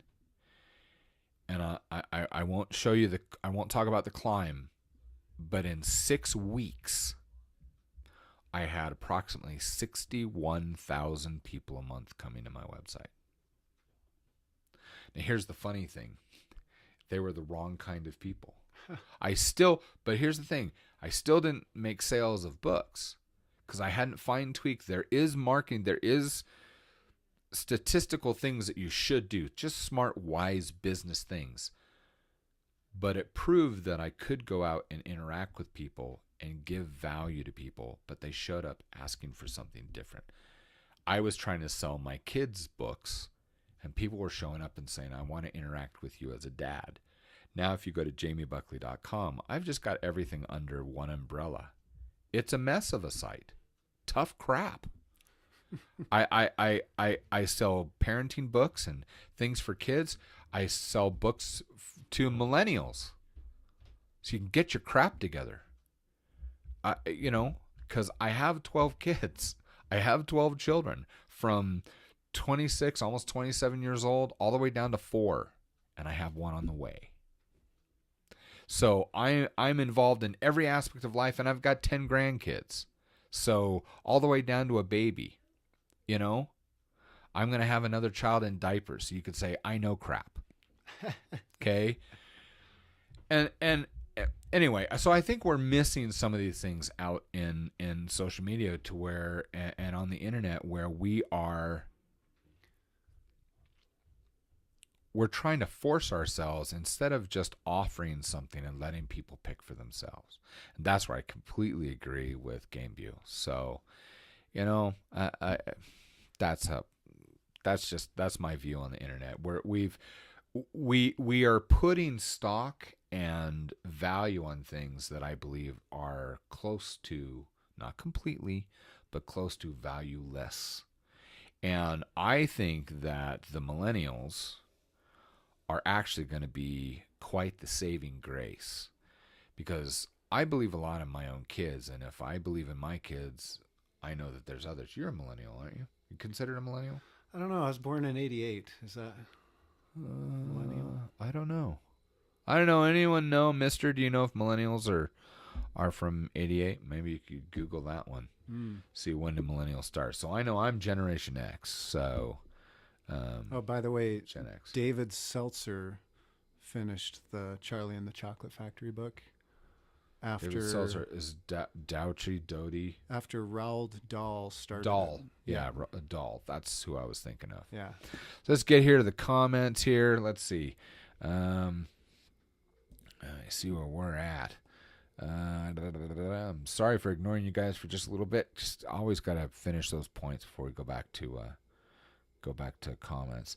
Thanks. GameView says, thanks. I'm in a party here in Germany and think about stuff like that a lot. There you go. Mr. says, ARPANET, precursor of the internet, is 1990. 56K modems came about in the late 90s. Yep. GameView, that's why I don't use social media aside from 9gag, and I don't know what that is. Actually, a lucky thing. Got bullied from 2nd to 7th class. I'm disgusted by how the world works since I'm 7 years old. Yeah, you're a millennial, so it's at least from 89, he says. Yeah, Mr. here. He's looking it up. He's Googling. It says Generation Y, Echo Boomers, or Millenniums. So, yeah. They're all categorized in one? I guess so. Huh. Born from I didn't know 77 to 94. All I know is that I love all you guys, and I do this for a very specific reason, is that I'm tired of people being taken advantage of when it's not necessary. Yeah. So which makes me want to go into the next subject that I am excited to talk about. And that is politics and Donald Trump. Woo-hoo-hoo! Now, here's the funny thing. I don't know. Did you vote for Trump? Are you willing to admit that? Can Did I you? play a song before I tell you? Okay. All right. Let's do It it. kind of ties into some of the things we've Let's been talking about. go for it. All where right. we're going, you know. I give you guys Travis Allred on the guitar. Go for See it, if I Travis. can pull it off here. Okay.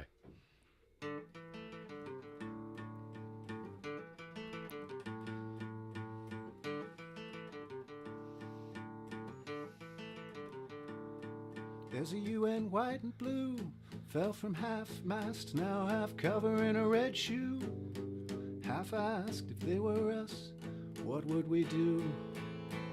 Mr. Newsman, send your wires, let Washington conspire. You know the company men wait for you in their lair. But a moment is calling us all as your one-time supporters hang from media walls. And outside the gates, fate is closing and you can turn us down, but you can't deny the din. From our farmlands to the townships, the masses are classless. War cries rise with every hour that passes. Trampled voices of the past are seizing us. Go ahead and load the magazine, 'cause them bullets are treason. Quiet! Your leader is going to speak now. Everyone turn off your minds. Quiet! You're listening to a raid on the state of your a democracy in kind.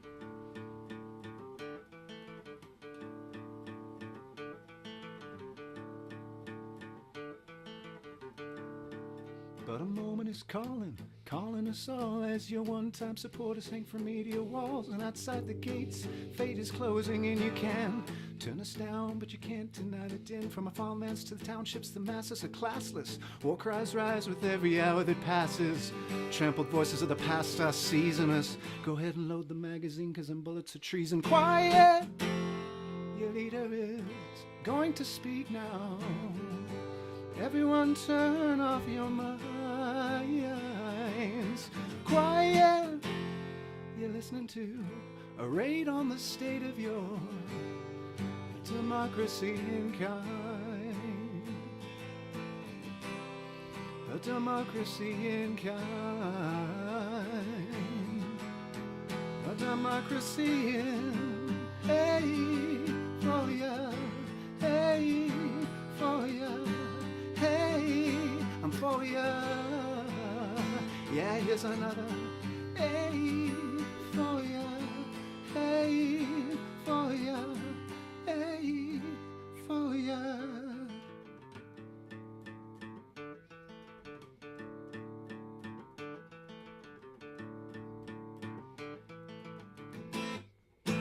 Quiet.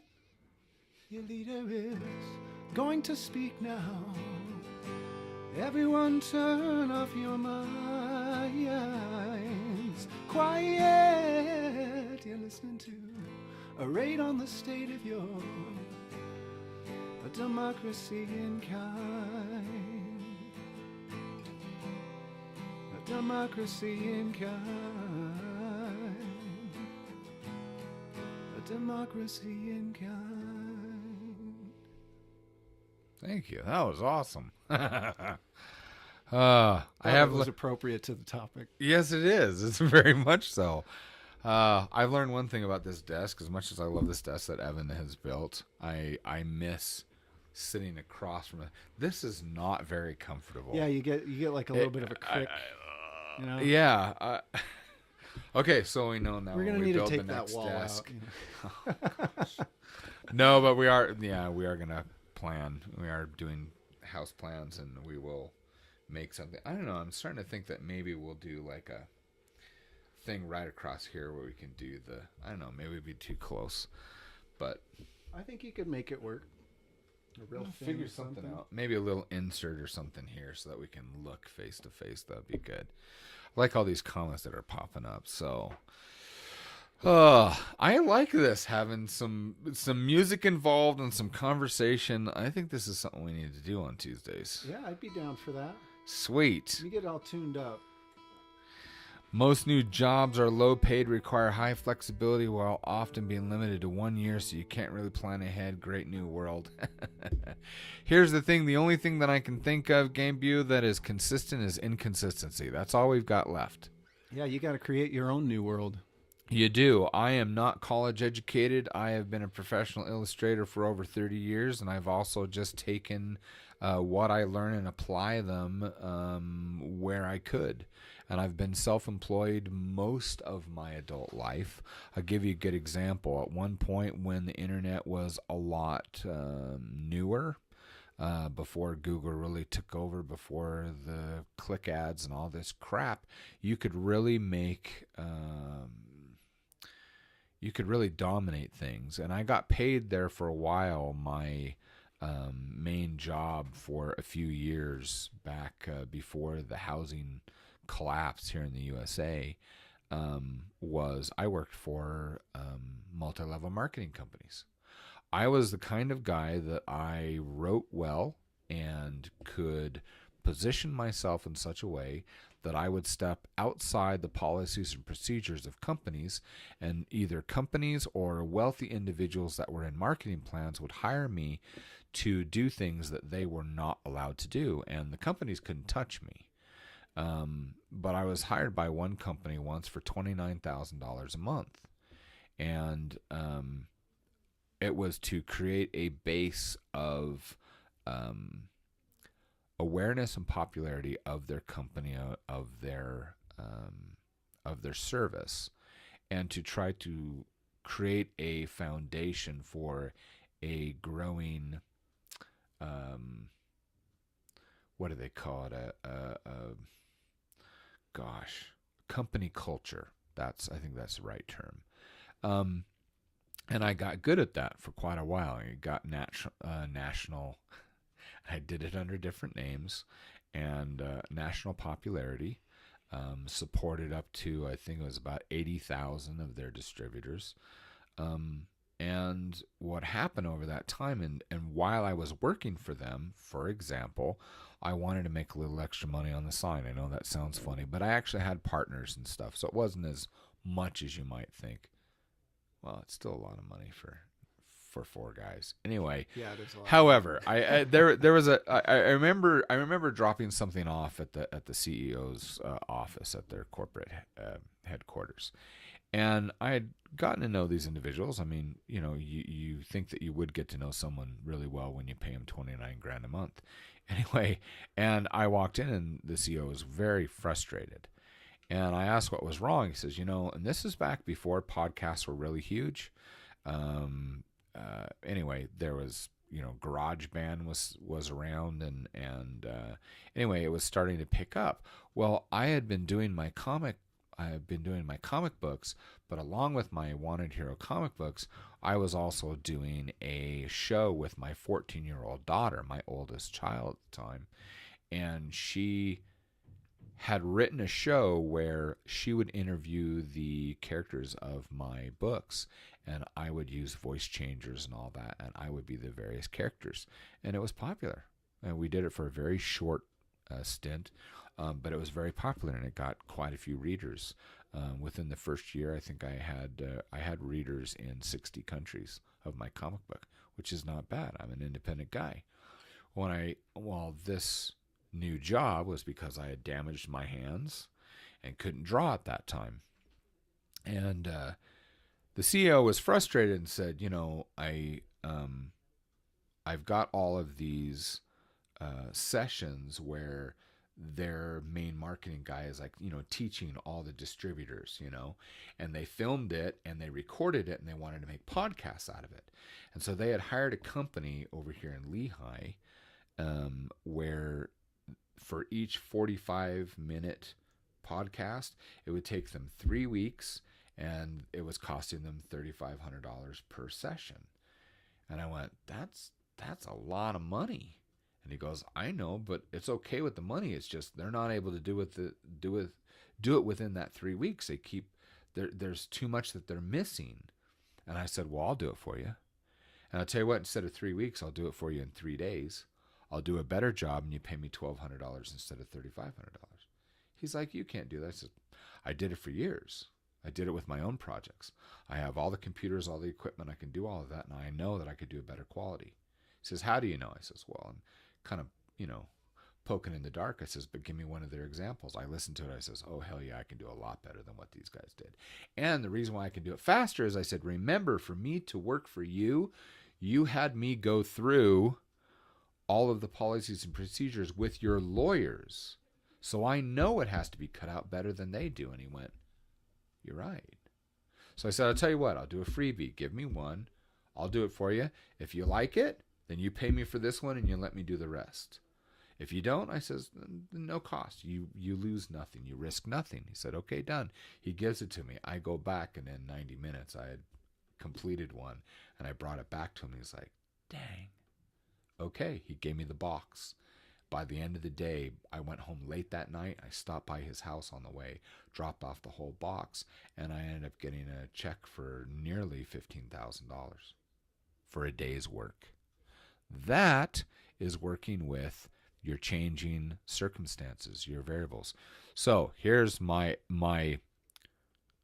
advice, even though it hasn't been asked. I'm going to give it anyway. So I'm going to go blah on the table, and you can wipe it off or walk away from the table, whatever you want. But here, Gameview, I'll tell you what, anytime you end up having a job, anything that you do, if you either get fired, leave it, whatever, don't ever look at it as wasted time. Look at things as opportunities to learn a new talent, a new skill, and find ways to use that to your advantage in the future. That's all I've ever done. I know you have to do that as a musician. Oh yeah. Every performance is a learning experience. Exactly. How to interact, you probably even have to learn, you get, they develop new equipment, new ways to, gosh, I can only imagine if it's good with books, with publishing. Like I was saying before, I love how it has opened doors, like on YouTube, but for musicians. Yeah. Because you guys can now, because it's funny, because CreateSpace, not only would they do print books, but they would do, CDs and DVDs. You got, bands can, gosh, with iTunes, everything electronic, you can. I need to take advantage of that more, actually, because I have a suggestion. You need to take advantage of that and be Wendell. You're right about that. That's how we will take advantage to start one of your projects. Because it's okay to have multiple projects going on. Absolutely, you have to. You can't count on just one thing. You got to have multiple things. Yeah, I was thinking the other day, it might be really nice to have that focus, and then that will spur me on creatively. There you with go. Other things. I'm into the habit of trying to find something. You start with your one thing, and then I try to piggyback projects. That way, you're going down one path, and you can one thing, adds to another, and I think that's just great. Yeah. So just so everyone knows, I asked Travis if he would be willing for some of my books for my main character Wendell from Wanted Hero, if he would be the voice and do some music. So. This ought to be exciting. We'll work on that anyway. We'll get some things going. I've already got some song ideas in the mix. Cool. So what do you guys say? Let's see. There's still 32 people here. I'm amazed that you guys have stuck around this long. I don't know. Maybe I shouldn't be amazed. I'm grateful. I'm glad you guys are here. What do you think? Have you enjoyed this thus far? Is this... I personally like this, not only being able to have someone to talk to again, but I love having the music here. That's probably one of my favorite parts of this. What do you guys think? Should we have Travis back? Do this on our... I went through all the trouble this morning to put his name up there. Might as well use it at least once more. At least one more time. Let's see. Demographics. Let's see. I always find these, Mr. says, I always find these pictures about millennials killed X kind of funny because, for example, supposedly millennials are killing high-end sports cars by not buying them.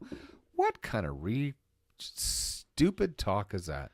Whatever. I think the people that make such statements need to take a look at the worldwide economy and how many millennials got good paying jobs. Well, here's the thing. And I don't care about the worldwide economy. I care about the economy in my country. I care about you, and so you should care about the economy in your country. I don't look at global anything. I don't think everything should be global. I don't agree with that at all. But then again, I'm an American, and I'm going to disagree with everybody outside of my country in that. I just want all of you to be able to have the life that you're wanting to live, and that's what I support. Um, Most new jobs are low paid, require high flexibility, while often being limited to 1 year so that you can't really plan ahead. Great new world. We commented on that. And that's in one of the richest countries in the world. Don't want to know how it is in the third world. Oh shit, I already know. Much worse. Okay, yes. Great speech, but wasted on me. I kind of accepted that I'm going to be poor when I'm old and I don't plan to get kids, so that's not as bad. Well, there you go. There you go. If that's the way that you want to live, then that's the way that you want to live. You're planning, you're accepted on being poor. I don't know. What's poor? Really? I'm not poor. I'm broke often. There's a big difference. But Sure. I've never been poor. I'm rich in friendships and relationships here with my wife and my kids. I've been homeless 3 times with all my children. Wasn't for a lack of effort. I went from making 6 figures a year to nothing overnight. Had nothing to do with me. And it's funny. So, I don't plan on being poor. I'm not poor. I don't think I could be poor. Could I be broke? Maybe. But I know that I'm going to survive. I know that I work because of the way that I love my family and I love my friends and they love me. It's going to work out. It's going to work out. So That's a state of mind that keeps you there. I totally agree. Totally. Because, I mean, you look at successful people who go and kill themselves. Yeah. Riches in the material world will not bring fulfillment. That's been proven time and time again. One thing that's also proven is that misery is just a part of life. So it's the perspective you go into that misery with that can really help you actually lead a very rich life through those trials that you might be going through. Totally agree with that. And totally agree with that.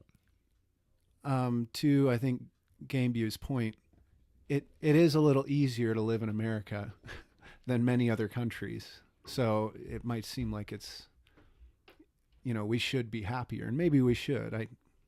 But at the end of the day, it's a state of mind. It's decisions that you make day by day that keep you rich. And then along the way, you might be broke. Maybe. But they're very different things. So Mr. says, oh, nice. If you need more people, I think at least 1 or 2 persons you can ask. Yeah, Gameview. If America hadn't taken advantage of the rest of the world for centuries, you would care. Yeah, we're going to definitely agree to disagree on that. I'll tell you what, I think we should completely banish NAFTA, and every other country should take care of their own crap or step it up. I completely disagree, but that's okay. Yeah. We take your resources, but please don't bother us with your problems. Yeah. I don't know that we take resources. I know we pay for resources. So there's an exchange. Yeah. High in the food chain, huh? Yeah. I plan to not get more than 1 to 1.5k pounds after taxes a month and live off that. That's awesome. Poor equals no roof and no food. Oh, so Mary, if that's your definition, yeah. In Germany, that's not much. Okay. Health equals rich. See, there's a perspective too. I agree with you. In that respect, I might consider myself poor, but at the same time, it's been my responsibility. And I've made a lot of not so good choices. Here I'm getting older, and what happens is when winter comes around like it is right now, I get ill. Hence, I always wear a hat. My bones are always cold. Well, unfortunately, when I was a teen, I did a lot of chemical things that I ought not to have done, and I quit. I quit a long time ago, long before I met my wife and long before I had a family. But it's funny when you make choices that sometimes they can come in those benefits. they come back around to bite you in the butt. And that's just life. And so I look at it now, and I still look at these things as a blessing, because now when I work with youth and they say, oh, I want to do this or that, or they're having struggles, I say, look, you don't want to go down that road. I've been down that road, and I want you to look at me. This is 35 years in the future. You don't want to do that. And that's how I look at it. And so I use this as an advantage for other people. I try to be a good example to those around me, even if that happens to be what not to do. And I'm just honest with them. That's how I do it. See, well, history agrees with me. What can I say? I don't know. It depends. Again, it depends. You say history agrees with you, but who's writing your history books? So, no, will not agree with you. America's done more for the rest of the world in a positive way and lifted more people out of poverty than any other country. Have a nice day. So, someone told you the same when you were young. Huh. Yeah. Here's the thing. I don't play the politics game with people. You live and work in your country, work with your country. I like nationalism. That's the thing that I was going to discuss about Trump. I voted for Trump, and you were going to tell me whether or not you voted for Trump. I was hoping to get out of that. I got another song queued up. No. Okay. So did you? You don't have to answer if you don't want to. I don't give a crap. I did, but I did it for a specific reason, and I'm going to tell you why. Okay. So I didn't vote for Hillary or Trump. Did you vote at all? I did. Okay, well, cool. That's all right. You voted your conscience. I had my whole household turn on me when I was getting ready to vote. And I told everyone I was going to vote for Trump. And everyone was like, why? Because I've always done the moral vote. And my family, especially Evan, was like, why? Why are you not voting the moral vote? I says, because no one gives a damn about the morals anymore. And frankly, at this particular point, I says, I'm realizing that this has become a game. It has become a strategic game. Because there is not a single individual, no one, any politician anywhere would have my vote on a moral vote. And so what I wanted is, I was so sick and tired of politicians, and I mean both sides. It's everybody involved, not listening and not caring about the citizens of this country. And so I wasn't for, it wasn't for the Democrats, and it wasn't for the independents, and it wasn't for the Republicans. I was mad at everybody. And this is the consensus of the country right now, of the United States of America.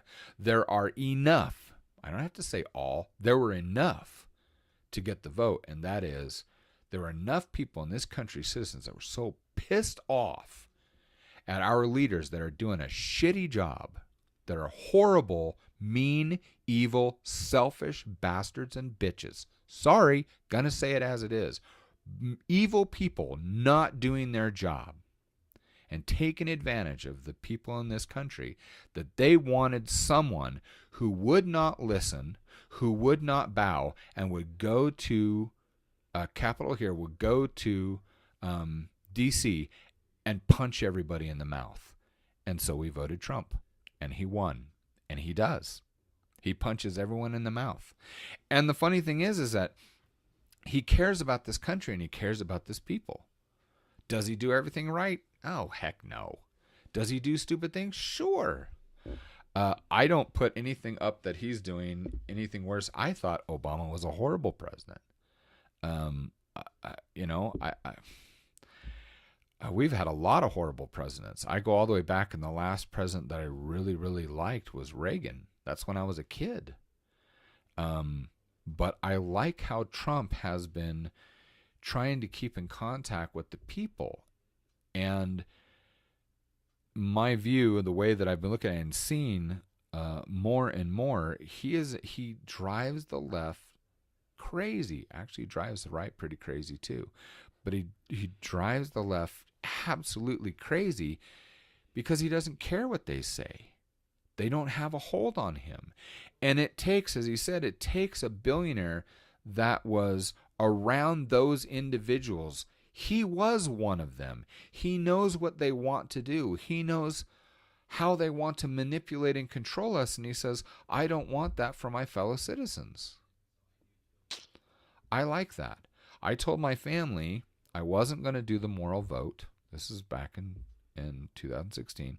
I wasn't going to do the moral vote because all I really wanted, I was more motivated than anything else for someone who was focused economically. I wanted a business person in there because I realized, look, whether or not I go to church is irrelevant to the government. Whether or not I believe in, women controlling their bodies or any of that other stuff, I have my views. Nobody gives a damn about them. If you look at the way that the politicians behave, the way that society, nobody cares. They care about shouting at each other, but not having a conversation. But if they take away, they, meaning politicians, take away, and this is the same for any country.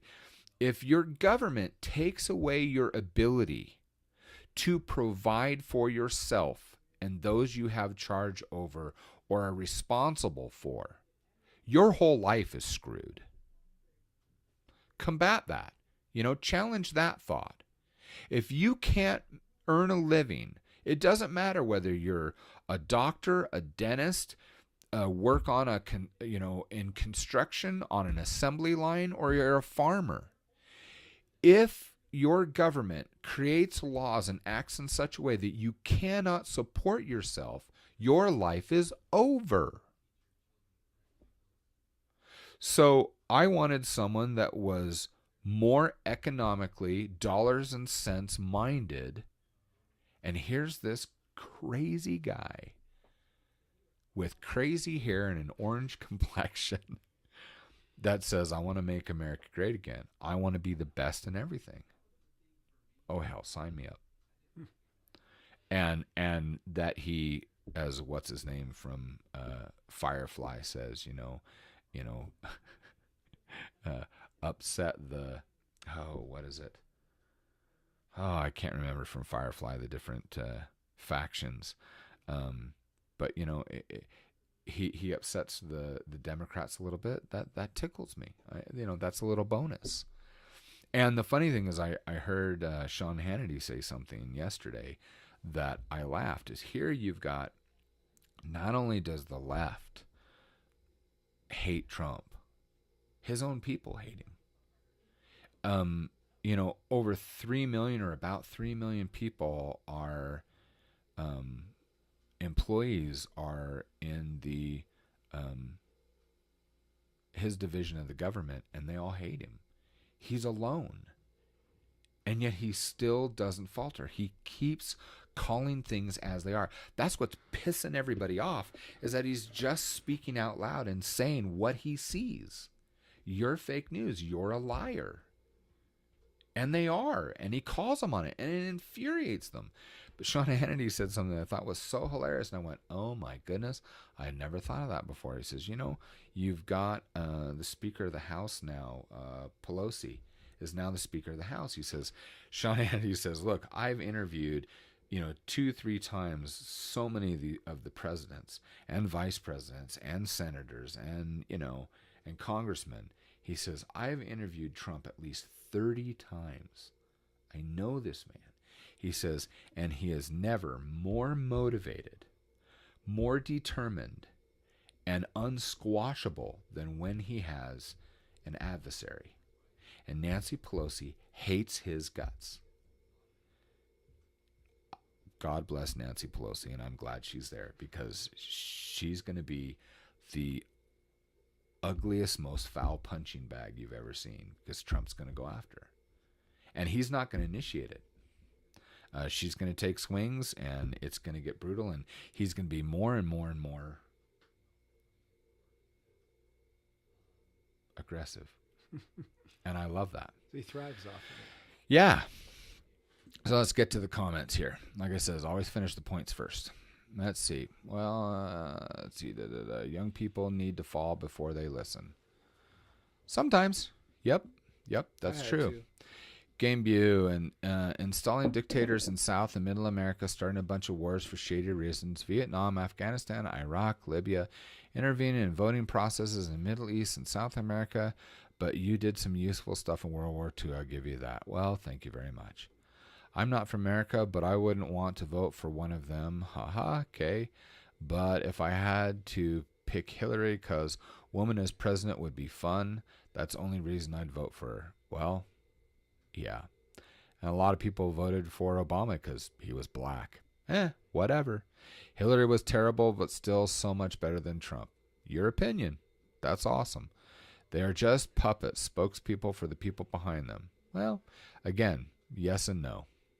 Mr. Worse, I just hope that Trump serves as a wake-up call in the future and not as an example ideal. He's definitely not an ideal.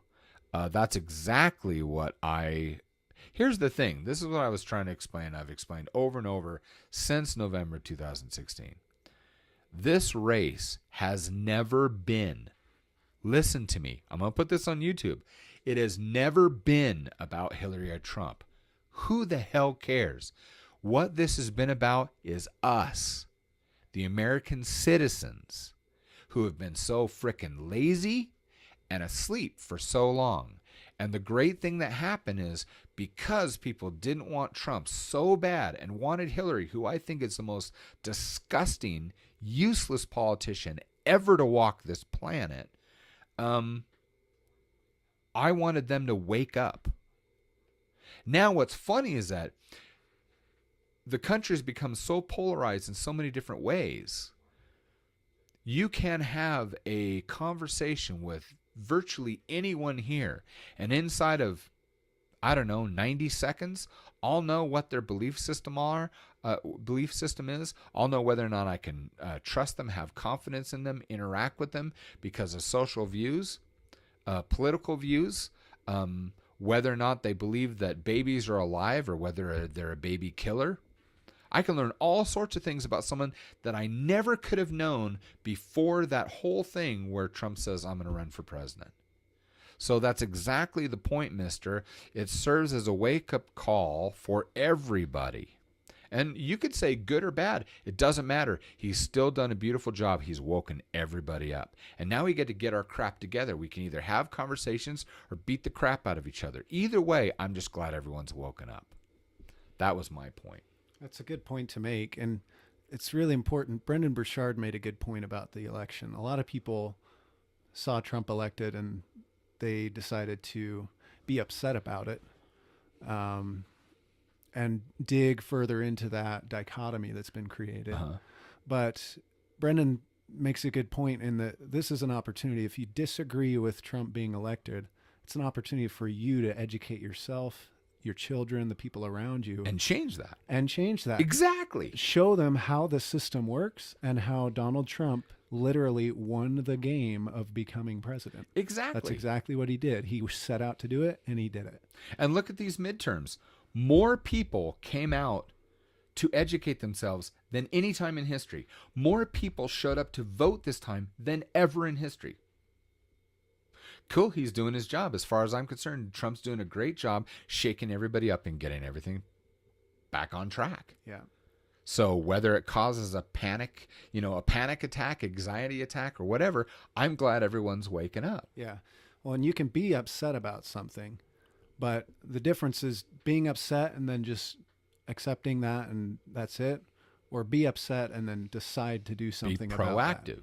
Yeah, be proactive rather than reactive to what's coming into your life. Yep. Let's see. Mary says, but I wouldn't want to vote for Trump. I just don't like him. I've seen his wife naked. It's not president material. Okay. So I just don't like him. To me, okay. Why don't you like him? Okay. Whatever. Reagan and Thatcher were the ones that set the world onto this trash road we were going down. I will totally agree. I think that Reagan was one of the greatest presidents we've ever had. I will completely disagree with you.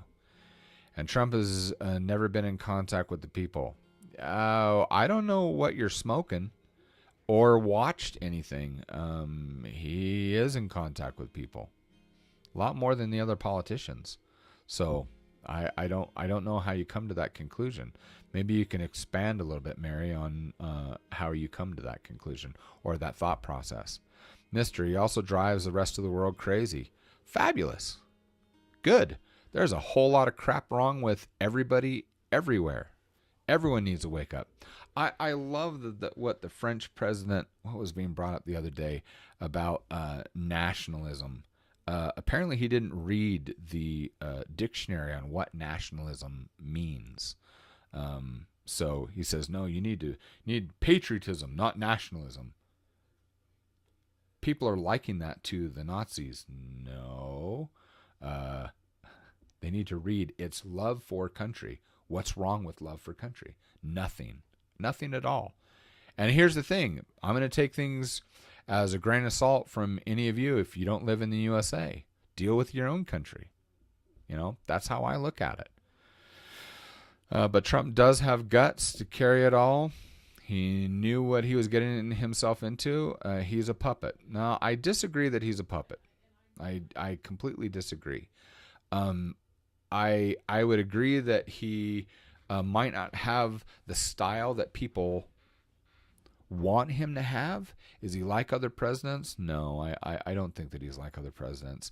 I like that he's raw, and he's innocent in a politician way, meaning he doesn't have to unlearn. He's not been in that environment. That's a good thing.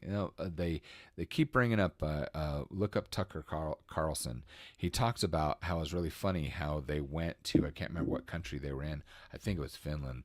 But they were talking about NAFTA. And he was sitting there, Tucker Carlson was sitting there with the president, and the president said, "Wait a minute." He says, he says, all of a sudden it seemed to dawn on the president. He says, "Wait, why do we have NAFTA?" He says, "NAFTA was created to keep the Soviets at bay. There are no more Soviets. Why does NAFTA still exist?" And they couldn't answer. Their answer was, "Shut up. It's because it's there. We need it." He says, "But why?" And they couldn't But see, this is the whole point of all of this, is that he's bringing to light that the leaders of this country are incompetent. Go ahead and blame Trump, but he's just calling things and exposing things as he finds them. It's crazy. Absolutely crazy. See, now we're getting auto mods because people are getting aggressive. Oh dear. Oh, this is getting good. Let's see. Dude, they are not. Let's see. Trump has guts to carry. He's a puppet. Dude, they are not avoiding him because he's a poor guy. He's one of the biggest assholes on earth. He's lying. He's spouting hate all day. He's incompetent. He always tries to win deals instead of trying to let both sides benefit. Well, I just see you spewing what I hear the left spewing all the time. That's not what I see. That's definitely not what I see at all. It's his own fault. He's hated. I think you're right in the perspective of, I think it's Trump's fault that he's hated because he's doing what he thinks is right, and he's pissing a lot of dirty people off. That's how I look at it. So yeah, that's his fault. You're right. It's his fault. He's exposing some really nasty, horrible people. It's funny because I look at things from their fruits. Look at this. Politicians should be, because we're employing them, they should be running the country. They should be dealing with the things that concern their citizens. I'm concerned about jobs. I'm concerned about the environment. I'm concerned about, I'm so concerned about the economy. That's the number one thing on my mind. Like I said, I want to be able to make a living for my family. I'd like to have less regulations. I want security at our borders. I personally don't want and don't think that you have a right to just walk into my country just because you feel so. I don't care what your motivations are. And I know that there's poor and unfortunate individuals and circumstances throughout the world. That doesn't mean that it's our obligation to take what we have and just be given to everybody because they feel that way. There are rules and regulations, there are laws for people to come into our country. Period. And I love that the left, it's all about emotions and not about facts, not about we have laws that need to be obeyed. There are ways to come into this country. Period. Just follow the rules. That's all we ask. But no, everyone tends to feel that they're the exception. But you're going against the laws. The laws were put there for a reason. If you don't, it's very simple in this country. Like Travis has said, if you don't like the laws, then there's a way for you to change the laws. There are. Get enough people that agree with you together and change that law. Don't defy them, or you are a lawbreaker, and there's penalties for you as well. We are supposed to be a law-abiding country. Period. That's not debatable. That's the way that we are. You don't have to be that way if you're in another country. Your rules are your rules, and if I come over to your house, I'll obey your rules. But that's like someone saying, look, people off the street, they decide they want to come and sleep in my front room of my home. Hell no. You don't get to do that. You don't get to choose that. Well, my country is my home with my fellow Americans. So that's my view.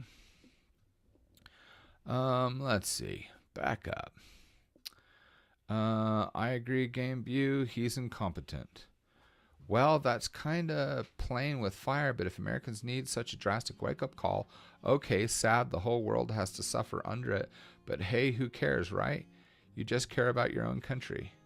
Oh, no, that's an improper view here. It's not that I just only care about my country. I care about my country first, and you should care about your country first. That's all I'm saying. It's not that I don't care about other people. I do care about other people, and I prove that all the time. But I do care about my responsibility first is my wife and my children. After my wife and my children, my extended family, then my friends, then my neighbors, then my city, my county, and it goes outward. You're not my priority. You're not. The rest of the world, what happens on the other side, that's an asinine way to look, in my view, my opinion. Let's see. When you hear someone talk and you just don't like them, well, guess I'm wrong since he's rich and president. Yeah. Let's see.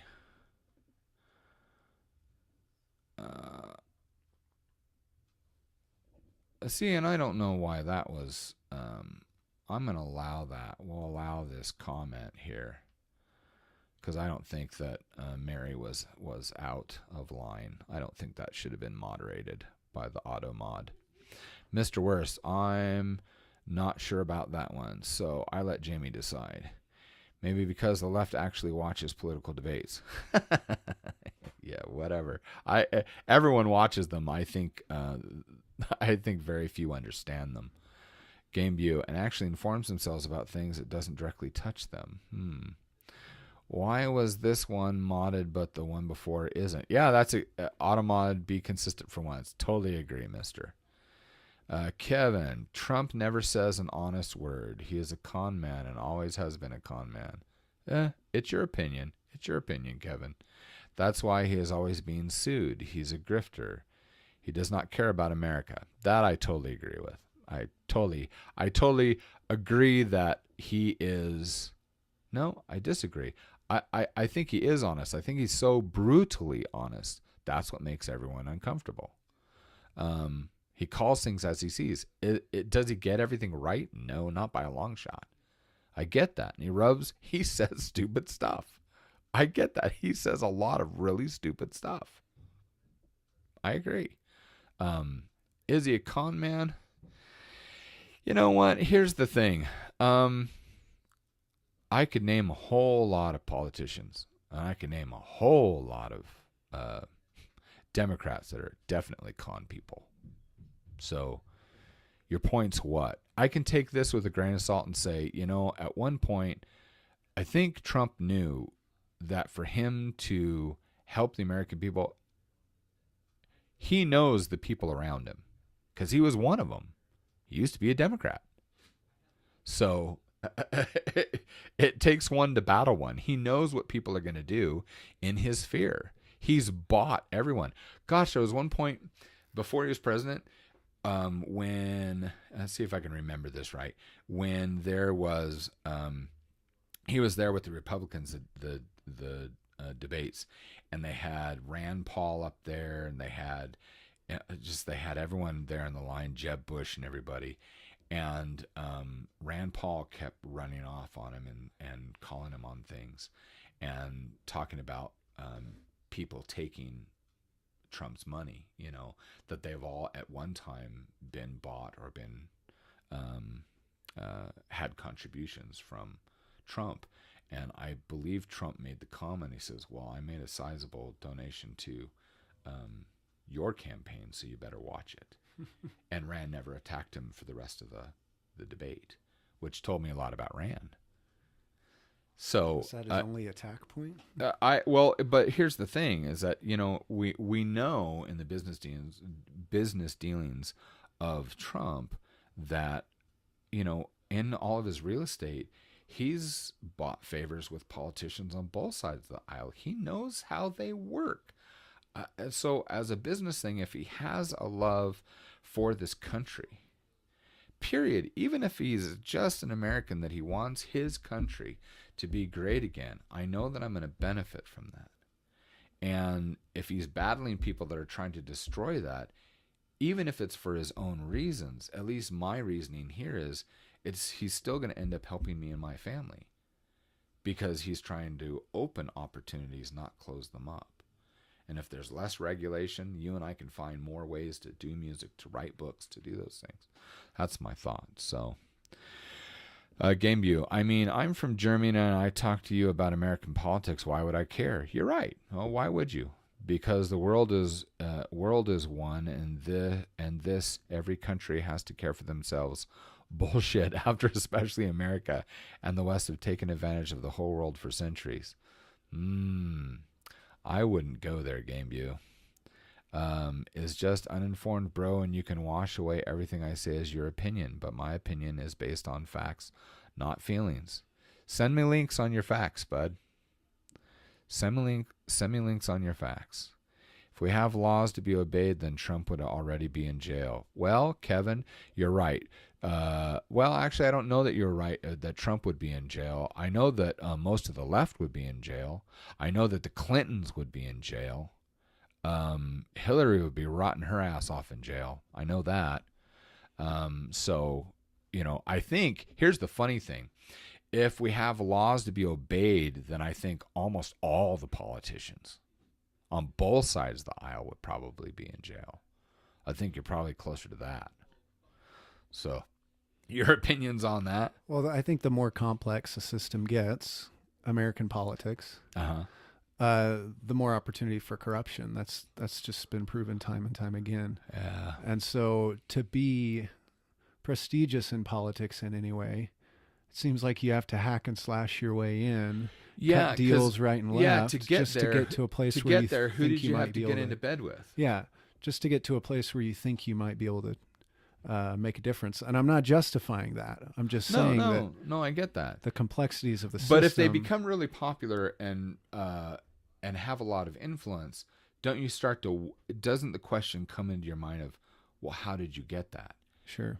Because you didn't go in there and say, oh, everyone plays the rules. Who is playing by the rules anymore? Who's playing by the laws anymore? So, yeah. Wow. The law is stacked with crap, and especially the elites in every country break the laws daily. I'd have to agree with you, Gameview. I really would. Mary says, but I don't like Merkel, Gameview, and Germany is one of the two biggest European powers if you're not number one, Gameview, and they aren't being punished. Another fact for you. And the rest of Europe also look up to Germany. I don't like Merkel either. I don't know who Merkel is, so I'm a social democrat, but I dislike about my party as well. Things about my party. I dislike the EU so much. I really want to see how this Brexit works out. Oh, I'd love to see how that works out too. I think everyone should have their sovereignty. Everybody. Every country should have their own sovereignty to make their own rules, their own laws, and have their own rights and privileges. And then we learn how to work together, but we keep our own rules, our own sovereignty. I'm never for another country telling me how my country has to live. I don't want to tell you how to live. And here's the thing. Again, you're having a conversation with me. You're not having a conversation with Trump. So you can get, upset, angry. That's fine. But we're talking. We're having a conversation. My views are not the same as Trump's. Trump's views are not the same as mine. I like I've explained, I wanted him to go break things. He's doing a good job. And so I can't defend any politician's character. I can't. And if I could, it'd be very, very limited. So I'm not here to say Trump is a saint. I don't believe that in, any fictional world. I don't. What I'm saying is that he's doing the job that I wanted him to do and that I voted for him to do. You can hate him. That's fine. Good for you. If you're not an American, I could give a crap. It has your opinion on this when it comes to, if you're trying to convert me to something, there's problems everywhere. And it's funny because I know that we all have effects. We affect each other because we sell, we buy, we sell, we trade. And so everyone's going to affect everyone else. I get that. But my focus and my responsibility first, let's put that word in there, first, is my country, not anyone else's, period. So I care about the world as a whole. I do too. I'm not a nationalist. I am. You have no claim to the dirt you are born on. It was decided by luck. It's not yours. I'm not even sure about that statement. I don't think I quite understand it. I do have a claim to the dirt that I'm on because the law says that I do. I was born in America. It was decided by luck. That's fine. I'm here. It's established. I'm an American citizen. There are laws upon this land. And there are guns here that will tell other people you don't get to take this away. So I would have to disagree. It was decided by luck. It's not yours. Okay, so we disagree. I don't have any claim on the dirt of Germany. I don't. I do have a claim here. I was born here. My birth certificate and my lineage of being here, the government, and I'm told that I have rights here. I have rights and privileges as an American citizen on this soil. I have the rights of protection on this soil. I'm a taxpayer. I'm a citizen. So you're wrong, at least concerning me. You might not have a claim on your dirt. So, and I don't want any dirt. I want soil. Dirt's what you get out of a vacuum cleaner, by the way. Soil is what grows. Game View. And by the way, you're an immigrant as well. No, I'm not an immigrant. I'm not an immigrant. I'm not an immigrant. My parents are not immigrants. My grandparents were not immigrants. I can go back that far. I'm not. I was born here. So, just saying. So at least the offspring of immigrants. Nope, I'm not the offspring of immigrants either. I go back many, many generations. So, no, I'm not. Mary says, I'm a nationalist. Good for you, Mary. I'm not talking about real refugees, but most aren't real refugees. We know 90% of the people in refugee camps aren't real refugees. I'm not going to disagree, but I don't know where you get those figures from. But they started stopping them last week while we knew this for 20 years or more. And I understand people wanting to live in a good social country, but we can't take care of the whole world. Exactly. Same with America. Exactly. Game View. Okay, pause. And Germany still feels sorry for killing the Jews, so let everyone in. Yeah, colonialism. Start with that, enough to swallow for a start. Well, Wikipedia? Colonialism. Let's see, American colonial architecture. For example, colonialism. I'm going to play a song while you read that, Jaime. Okay.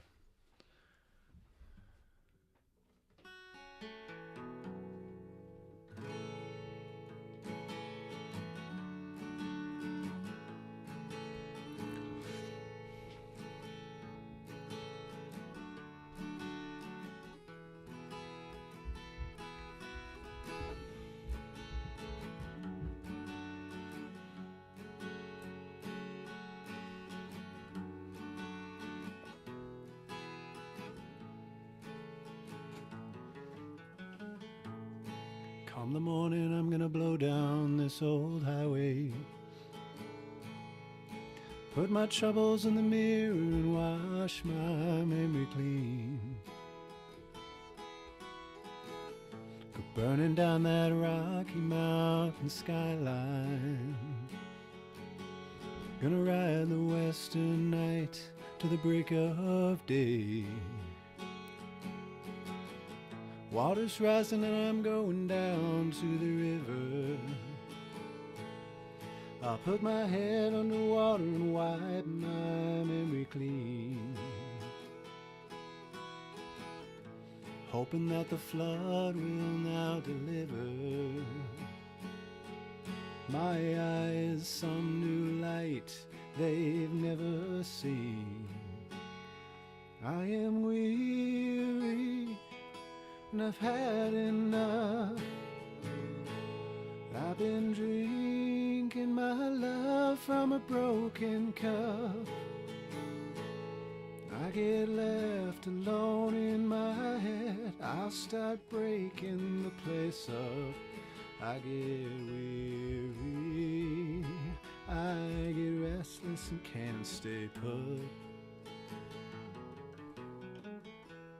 Hands get empty, you go reaching for a crutch.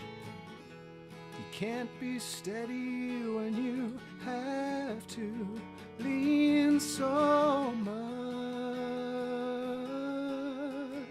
We'll catch a sunset on the western skyline, with our troubles behind us and our memories clean. We're gonna drive until we reach that golden shoreline, and our eyes bathe in light they've never seen. I am weary and I've had enough. I've been drinking my love from a broken cup. I get left alone in my head, I'll start breaking the place up. I get weary, I get restless and can't stay put. I get weary, I get restless and can't stay put. I get weary, I get restless, I can't stay put. Come the morning, I'm gonna blow down this old highway. Thank you, buddy. I appreciate that. It's funny. I'm just watching everybody else arguing about this. Oh my goodness. I'm gonna play you that song you really liked the other day. This is a song by Joe Bonamassa. Oh, thank you, Kevin West. I appreciate that.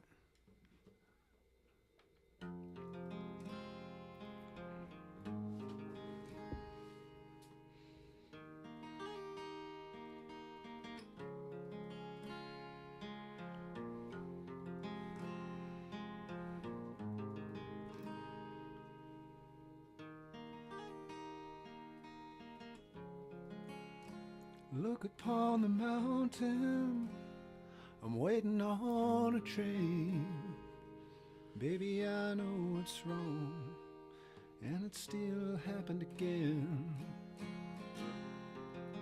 I'm waiting on my destiny, I'm learning from my abilities. Who is wrong and who is right, and do we even know why we're fighting? So take your eyes off of me, look upon the churning sea, driving towards the daylight, running from the midnight, trying to get my way home. I'm running from the spotlight, trying to find the daylight, trying to get back home.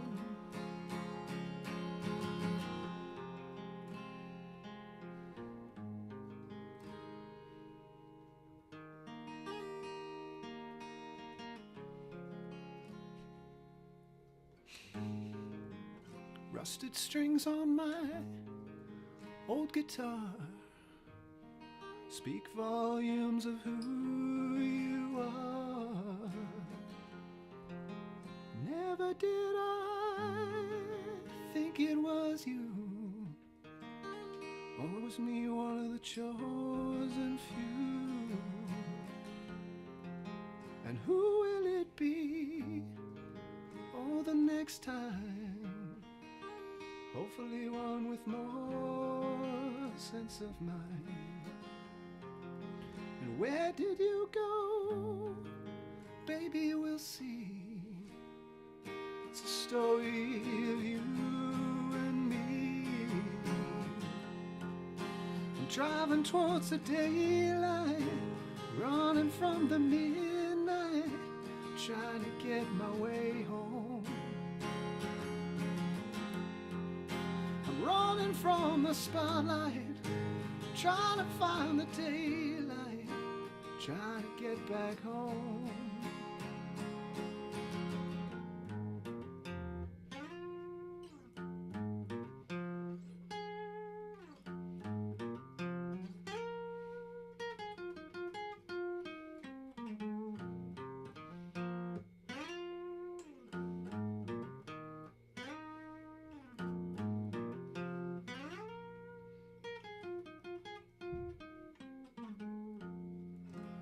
Driving towards the daylight, running from that midnight, trying to get my way home. I'm running from the spotlight, trying to find the daylight, trying to get back home. Driving towards the daylight, running from the midnight, trying to get my way home. I'm running from the spotlight, trying to find the daylight, trying to get back home.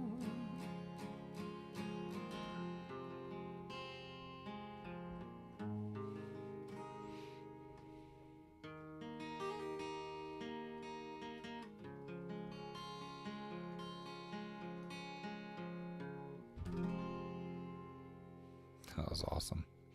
I'm just watching all this goes on. Here's the thing. You started a debate on there.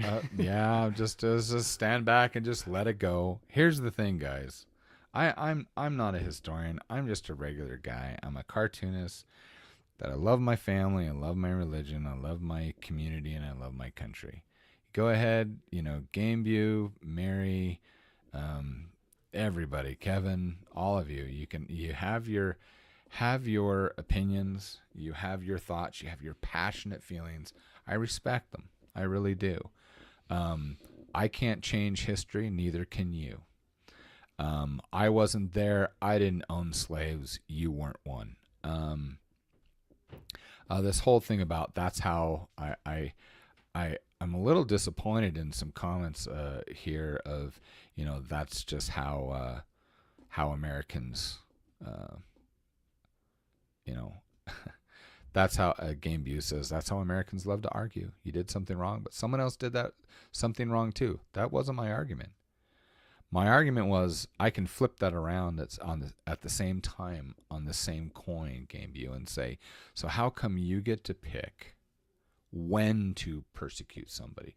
Why is it that you get to pick who to bring up according to the law? I'm saying bring everyone up to the law, which means everybody's going to be in a crap load of trouble. That's what I'm saying. People who like to nitpick because they just don't like somebody that rubs them raw, that offends them, offends my feelings. And here's another reason why I don't look at the whole world, and I'm not a globalist, is because I can look at the whole world, nothing's going to change about it. If I try to affect the entire world, nothing's going to change. The way that I am going to affect the world, here's a good example. I will affect the world far more than Mary and Gameview, at least the two people in this conversation. I know for a fact that I will affect the world after me far greater than you ever will. Do you know why? Because I do have children. I do teach my children. I teach them principles. I teach them love and kindness. I teach them to be of service to other people. And regardless of whether or not you agree with me, if you get to know me personally and my values and the way, I don't, as I started this whole session, I don't like the way that the world is right now. The world. I didn't say the country. I said the world. Everyone and everywhere in it. I don't like the way that the world runs right now. I don't like that we're focused on the wrong things. Because I don't think that we should be focused on the politicians either. At least here in America, it's supposed to be. I'm not sure that it is anymore. But it's supposed to be about the people. And so if we focus on one another, and I help Travis and Travis helps me, that's independent of Trump or Hillary or anybody else. And if there's enough people that are like me and Travis, and we decide, guess what? We don't want you, Trump, or we don't want you, Hillary, or we don't want you, Nancy Pelosi, or anyone else, they're going to be removed. But the world is not going to change unless we start in our sphere of influence. This, guess what? When this is over, I'm going to end up going and having lunch, and I'm going to sleep tonight, and I'm probably going to forget all about this conversation, other than probably being accused as an American that I argue a certain way that I don't. I'm bringing these things up for one simple reason. I'm learning more about politics right now. I'm one of those Americans that was asleep for the majority of my life, and I'm trying to learn things now. Can't do anything about the past. I can only do something about now, today. How I act, how I try and strive to educate myself now. How I affect the people around me. I can't do anything for you in Germany. I can't do anything for you, in the Netherlands. Other than, I do these streams on Twitch because I make friends. I tell them that I care about them. I try to encourage. I try to share information and knowledge. What you do in your country, that's up to you. Again, same thing as here in America. If you don't like the laws and you don't like the way things are, do something about it. If you don't like Trump and you're in another country, do something about it. I don't know what, but do something about it. Trying to convince me, I live here. I have to live under these laws, and I'm doing the best that I can with what I have. Period. So, yeah, I'm going to stay out of the whole we white people. I don't like racist stuff, but at the same time, you know what I also can't stand? I also can't stand any more of people, the whole white privilege. I'm sorry, that is absolute bullshit, and I'm sick of it.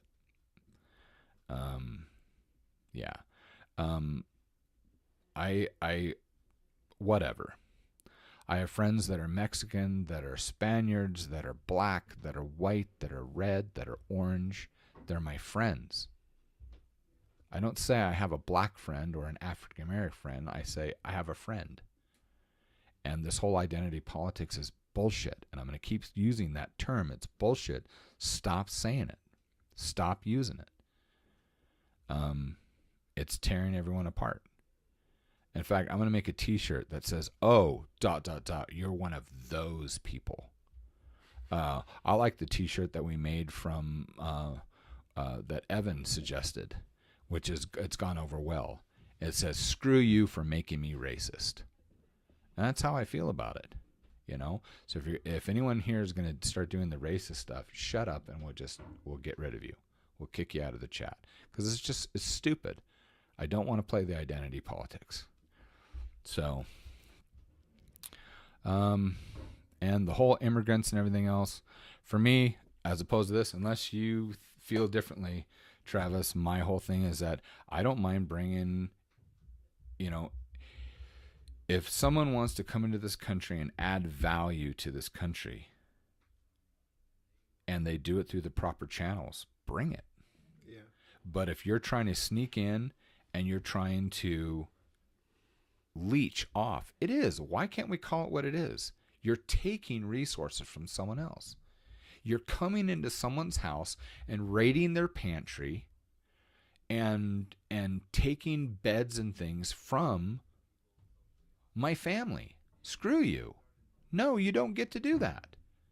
And that's what illegal people do. They take resources from me, and I have a hard enough time. I'm at the bottom end of the middle class at near poverty level for this country, and I have a very difficult time. And I have a large family. I chose that, and I made a very good living, and my circumstances changed. So when people tell me, well, you shouldn't have had so many children, screw you.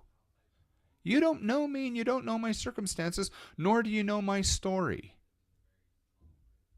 And so all I'm saying is I'm trying to work these things out the best I can. You work out your things the best you can. Let's meet in the middle. Let's encourage one another. Let me wish the best for you, pray for you, encourage you, uplift you, be a friend to you. And once I've taken care and make sure that I live indoors this winter and my children who belong to me and are my responsibility have food and clothing and education, if I have something and can give something to you, I'd love to. Anything other than that, screw you. That's my attitude. Nobody has to like it. It's still my attitude. It's simple. Let's see. Game view. Jaime Buckley, just to make it clear here, I don't get heated up in political discussions. I do get heated up in political discussions, and I love it. I might use some harsh words, but I never mean to really offend anyone on the internet. Just got passion for the topic, and my English vocabulary is limited. That's no problem, Game view. And like I said, I respect all of your guys' views. Don't expect me to take them to heart. I live under different circumstances. I do. And you don't know, you can't, any more than I can say all Germans are the same and all of them think the same and all of them have the same, conflicts and families and education and job opportunities. How insane is that for me to say? It's the same thing as someone saying, Americans do that. Shut up. Really? That's stupid. It's showing ignorance. I don't know about you guys. All I know is I'm saying, look, we're here having a conversation on Twitch, and I want to know why you think what you do. I also know that history books are different. It's who writes them. I have that experiences here. Obama, when he was in office, a lot of crap in public school got rewritten. And there's lies, a lot of them. Hell, they screwed up math. So I'm taking all of this with a grain of salt. My whole point with all of this was I voted for Trump, and I explained why, and I was very, very clear about that. I wanted to break something and wake people up. He did his job. Now I'm seeing extra benefits along the way, but I'm still working on me. There's corruption everywhere. But now guess what? You had a guy with funky hair and orange skin come in and pull the pull the blanket off and exposing all this stuff, all this garbage we have to deal with. I'm excited about that. What's wrong with that? I'm excited to see we've got problems we've got to fix, because now everybody can see it. It's not a little boo-boo. It's a big old gaping pussy sore that we've got to fix. And you either work together to fix it or you're all screwed. That excites me. That's the way that I look at life in the world. Don't tell me that it's a problem. I look at it as a challenge. I prefer that word. I'd rather work together and figure it out. So Kevin says, I am sure we agree that we are Americans, not African Americans, Irish Americans, and so on. We need to stop adding labels, just all be American. Thank you, Kevin. I completely agree. And I want to support my fellow Americans. My son Evan asked me a question once. He said, Dad, he said, would you be, and it choked me up. Would you be willing to die to defend someone's right to disagree with you? You think about that one. That's the essence of America and this Constitution and the way that this country was meant to be. My belief. Say what you want. That's my belief. That is one of my core values. I will defend your right to disagree with me. I will also defend my ability to disagree with you. I have 4% battery, so I have to say this. I love your voice and your singing skills. Ta-da! See, it's so nice to have Travis here. Thank you so much. If I can say that, haha, Travis, and keep up the good work, Jaime. Thank you. Thank you so much, Ionut. So, I want to play that out because that's not how we pronounce her name. No, that's all right. Listen. Yonuts. Oh, that's way cooler than yeah, what I said. that's what I said. Yonuts. Yeah. Yonuts. That's a beautiful name. Yes. I do mind immigrants. We have 17 million people living in my country. 20% is immigrant. That's a lot for such a little country. Yeah. Yeah, but you like to ignore that your companies steal from the people they take their resources from. And that makes you a hypocrite in my eyes. I'm sorry. I don't think that you're sorry. I think that you are, starting a fight and stepping back. So I don't know what you're talking about. And you say steal, companies steal from the people they take their resources from. I don't think you know what you're talking about. Are there bad things that happen? Sure. I don't doubt it at all. But proof. That's just blanket. Do bad things happen? Do companies take advantage of people? Sure. Does it happen on both sides, on all sides, with all big companies? Probably. I'm not saying that it's okay. I'm just saying, why are you using that as a platform to what? Are you trying to chastise me? Are you trying to convert me to your way of thinking? Because it's kind of pathetic. I don't see what your point is. Have bad people done bad things? I'm sure they have. Probably more than you're aware. Certainly more than I'm aware. And your point is what? Yeah, but you like to, let's see. Nope. Gave you, live with it. I don't like how it is, but I still like to benefit from it. Is that how you feel? That's not what I'm saying. Is that how you feel? You can change the world, Game View, but if you want the world to go 50-50, you will suffer hard. Be happy you live in Germany and be proud of your country, that you're not hungry and you get the best health care. Africa would trade with you any day and you won't have drinking water. Life isn't honest, Game View. I feel bad for it. Huh. Someone has to suffer for your comfort. I just stand back. I'm just going to learn from you guys, your attitudes. Someone has to suffer for your comfort. You feel bad? You don't have to. You should feel lucky and happy. I agree. You should feel grateful. I like Germany for its history and that they finally, after World War II, got their crap together, etc. But I don't feel pride. Why would I? I had no doing in it. Okay. Well, okay, taking that point, Game View then, you don't take pride in it. Do you have guilt in it? Because if you don't have guilt in it, why would you bring these things up to me about my country when I didn't have any dealing in it?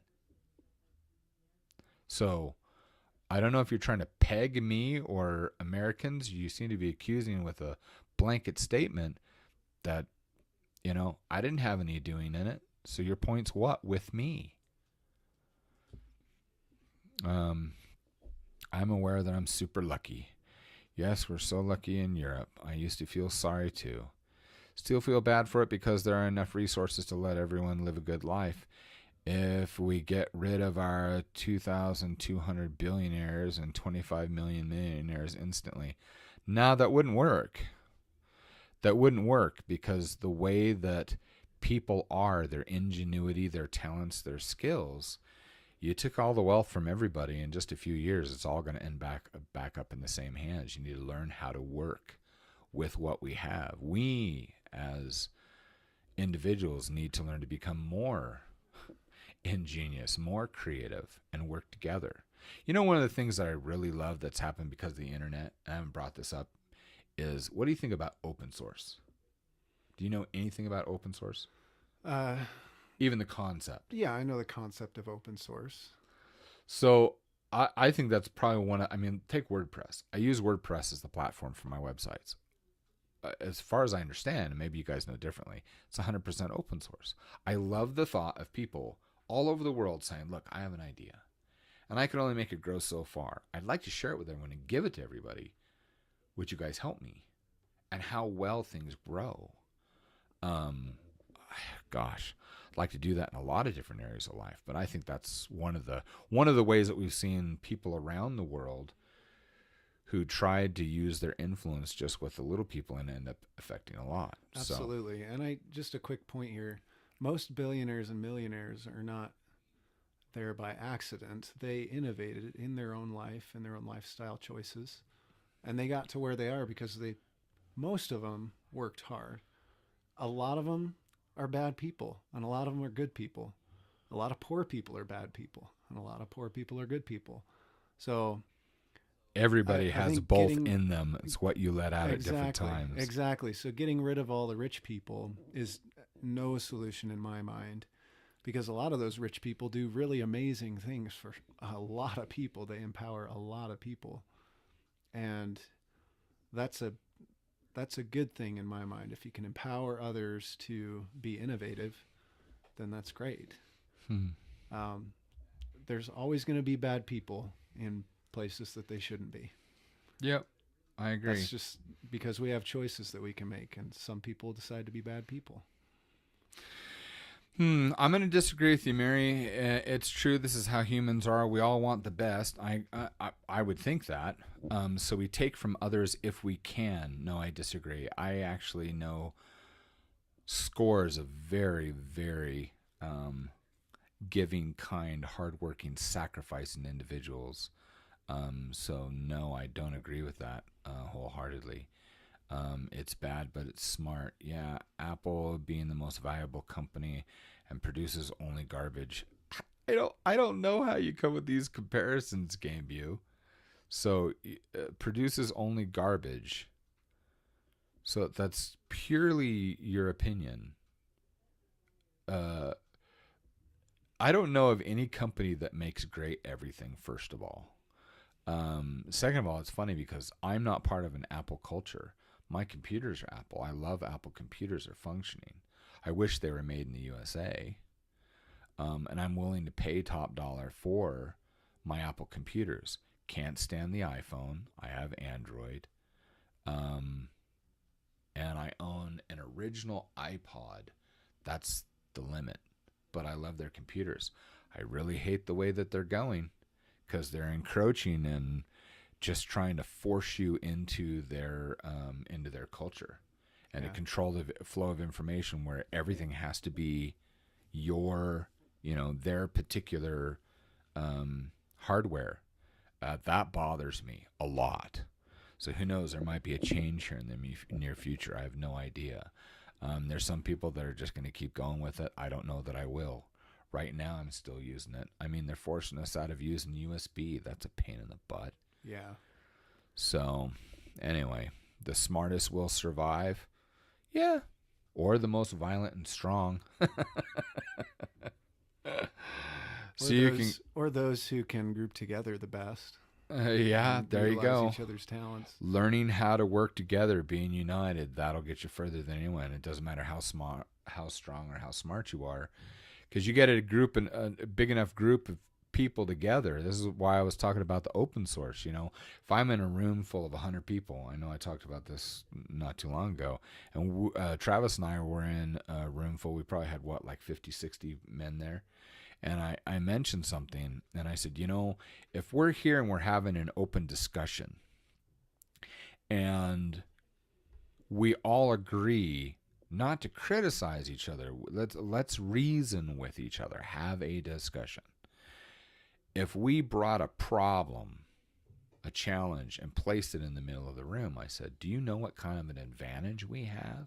As long as we don't take offense because someone says something that you don't agree with, it doesn't invalidate your opinion, and it doesn't invalidate theirs. It's just opinions, and let's reason with each other. The advantage here is this. If we can learn to communicate in that way, at that moment, when I'm making this statement to you gentlemen, I now have, if we will work with each other, I now have 50 to 60 points of view, and so do all of you. And I don't have to be right, and he doesn't have to be right. But if one person in this whole room is right, then everybody's right. What kind of power is that? There's a concept that we could work on. Anyway, that was my thought. So you can go dig your own waterhole, Game View. I'll just get slaves to dig it for me. Oh my goodness, Mary. And they avoid taxes in tax havens. Oops, that's not something special. I forgot. And sell the water while you're still digging. So you want to buy some water, Game View? You're still digging. I'd rather stay poor and keep my dignity. That's fine. Again, like I said, Game View, I will last, and so will my influence upon the world long after you and Mary die. So I appreciate your contributions. Anyway, this was a heck of a... We were only thinking about going for 2 hours, and we've just hit 3. Oh, wow. Yeah, We've been really going. We really have been going. I appreciate all of you here. And...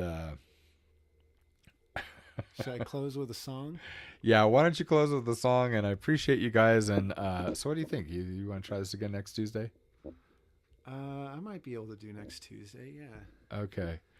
That's one thing. That's one thing that these guys want is consistency. So all right.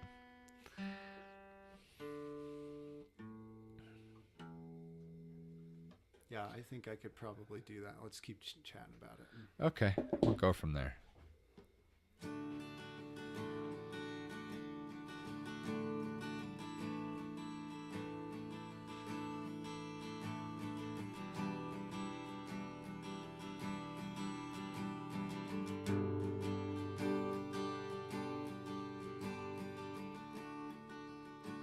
There's no one in town, I know.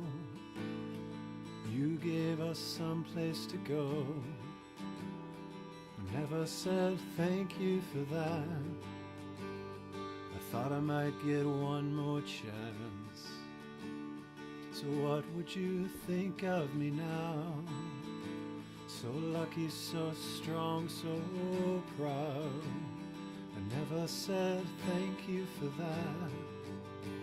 Now I'll never have a chance. May angels lead you in.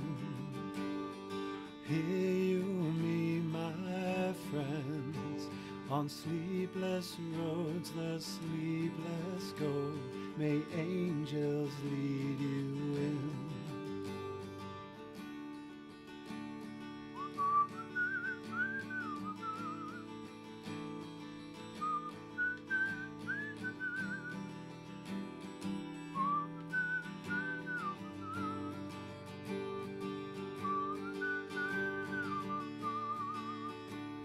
So what would you think of me now? So lucky, so strong, so proud. I never said thank you for that. Thought I might get one. May angels lead you in. Hear you, me, my friends. On sleepless roads, the sleepless go. May angels lead you in. May angels lead you in. May angels lead you in. May angels lead you in. May angels lead you in. If you were with me tonight, I'd sing to you just one more time. A song for a heart so big God wouldn't let it live. May angels lead you in. Hear you, me, my friends. On sleepless roads, the sleepless go. May angels lead you in. May angels lead you in. Hear you, me, my friends. On sleepless roads, the sleepless go. May angels lead you in. On sleepless roads, the sleepless go. May angels lead you in. Coolness. All right, guys, thank you so much for all of your conversation, all of your lively interaction.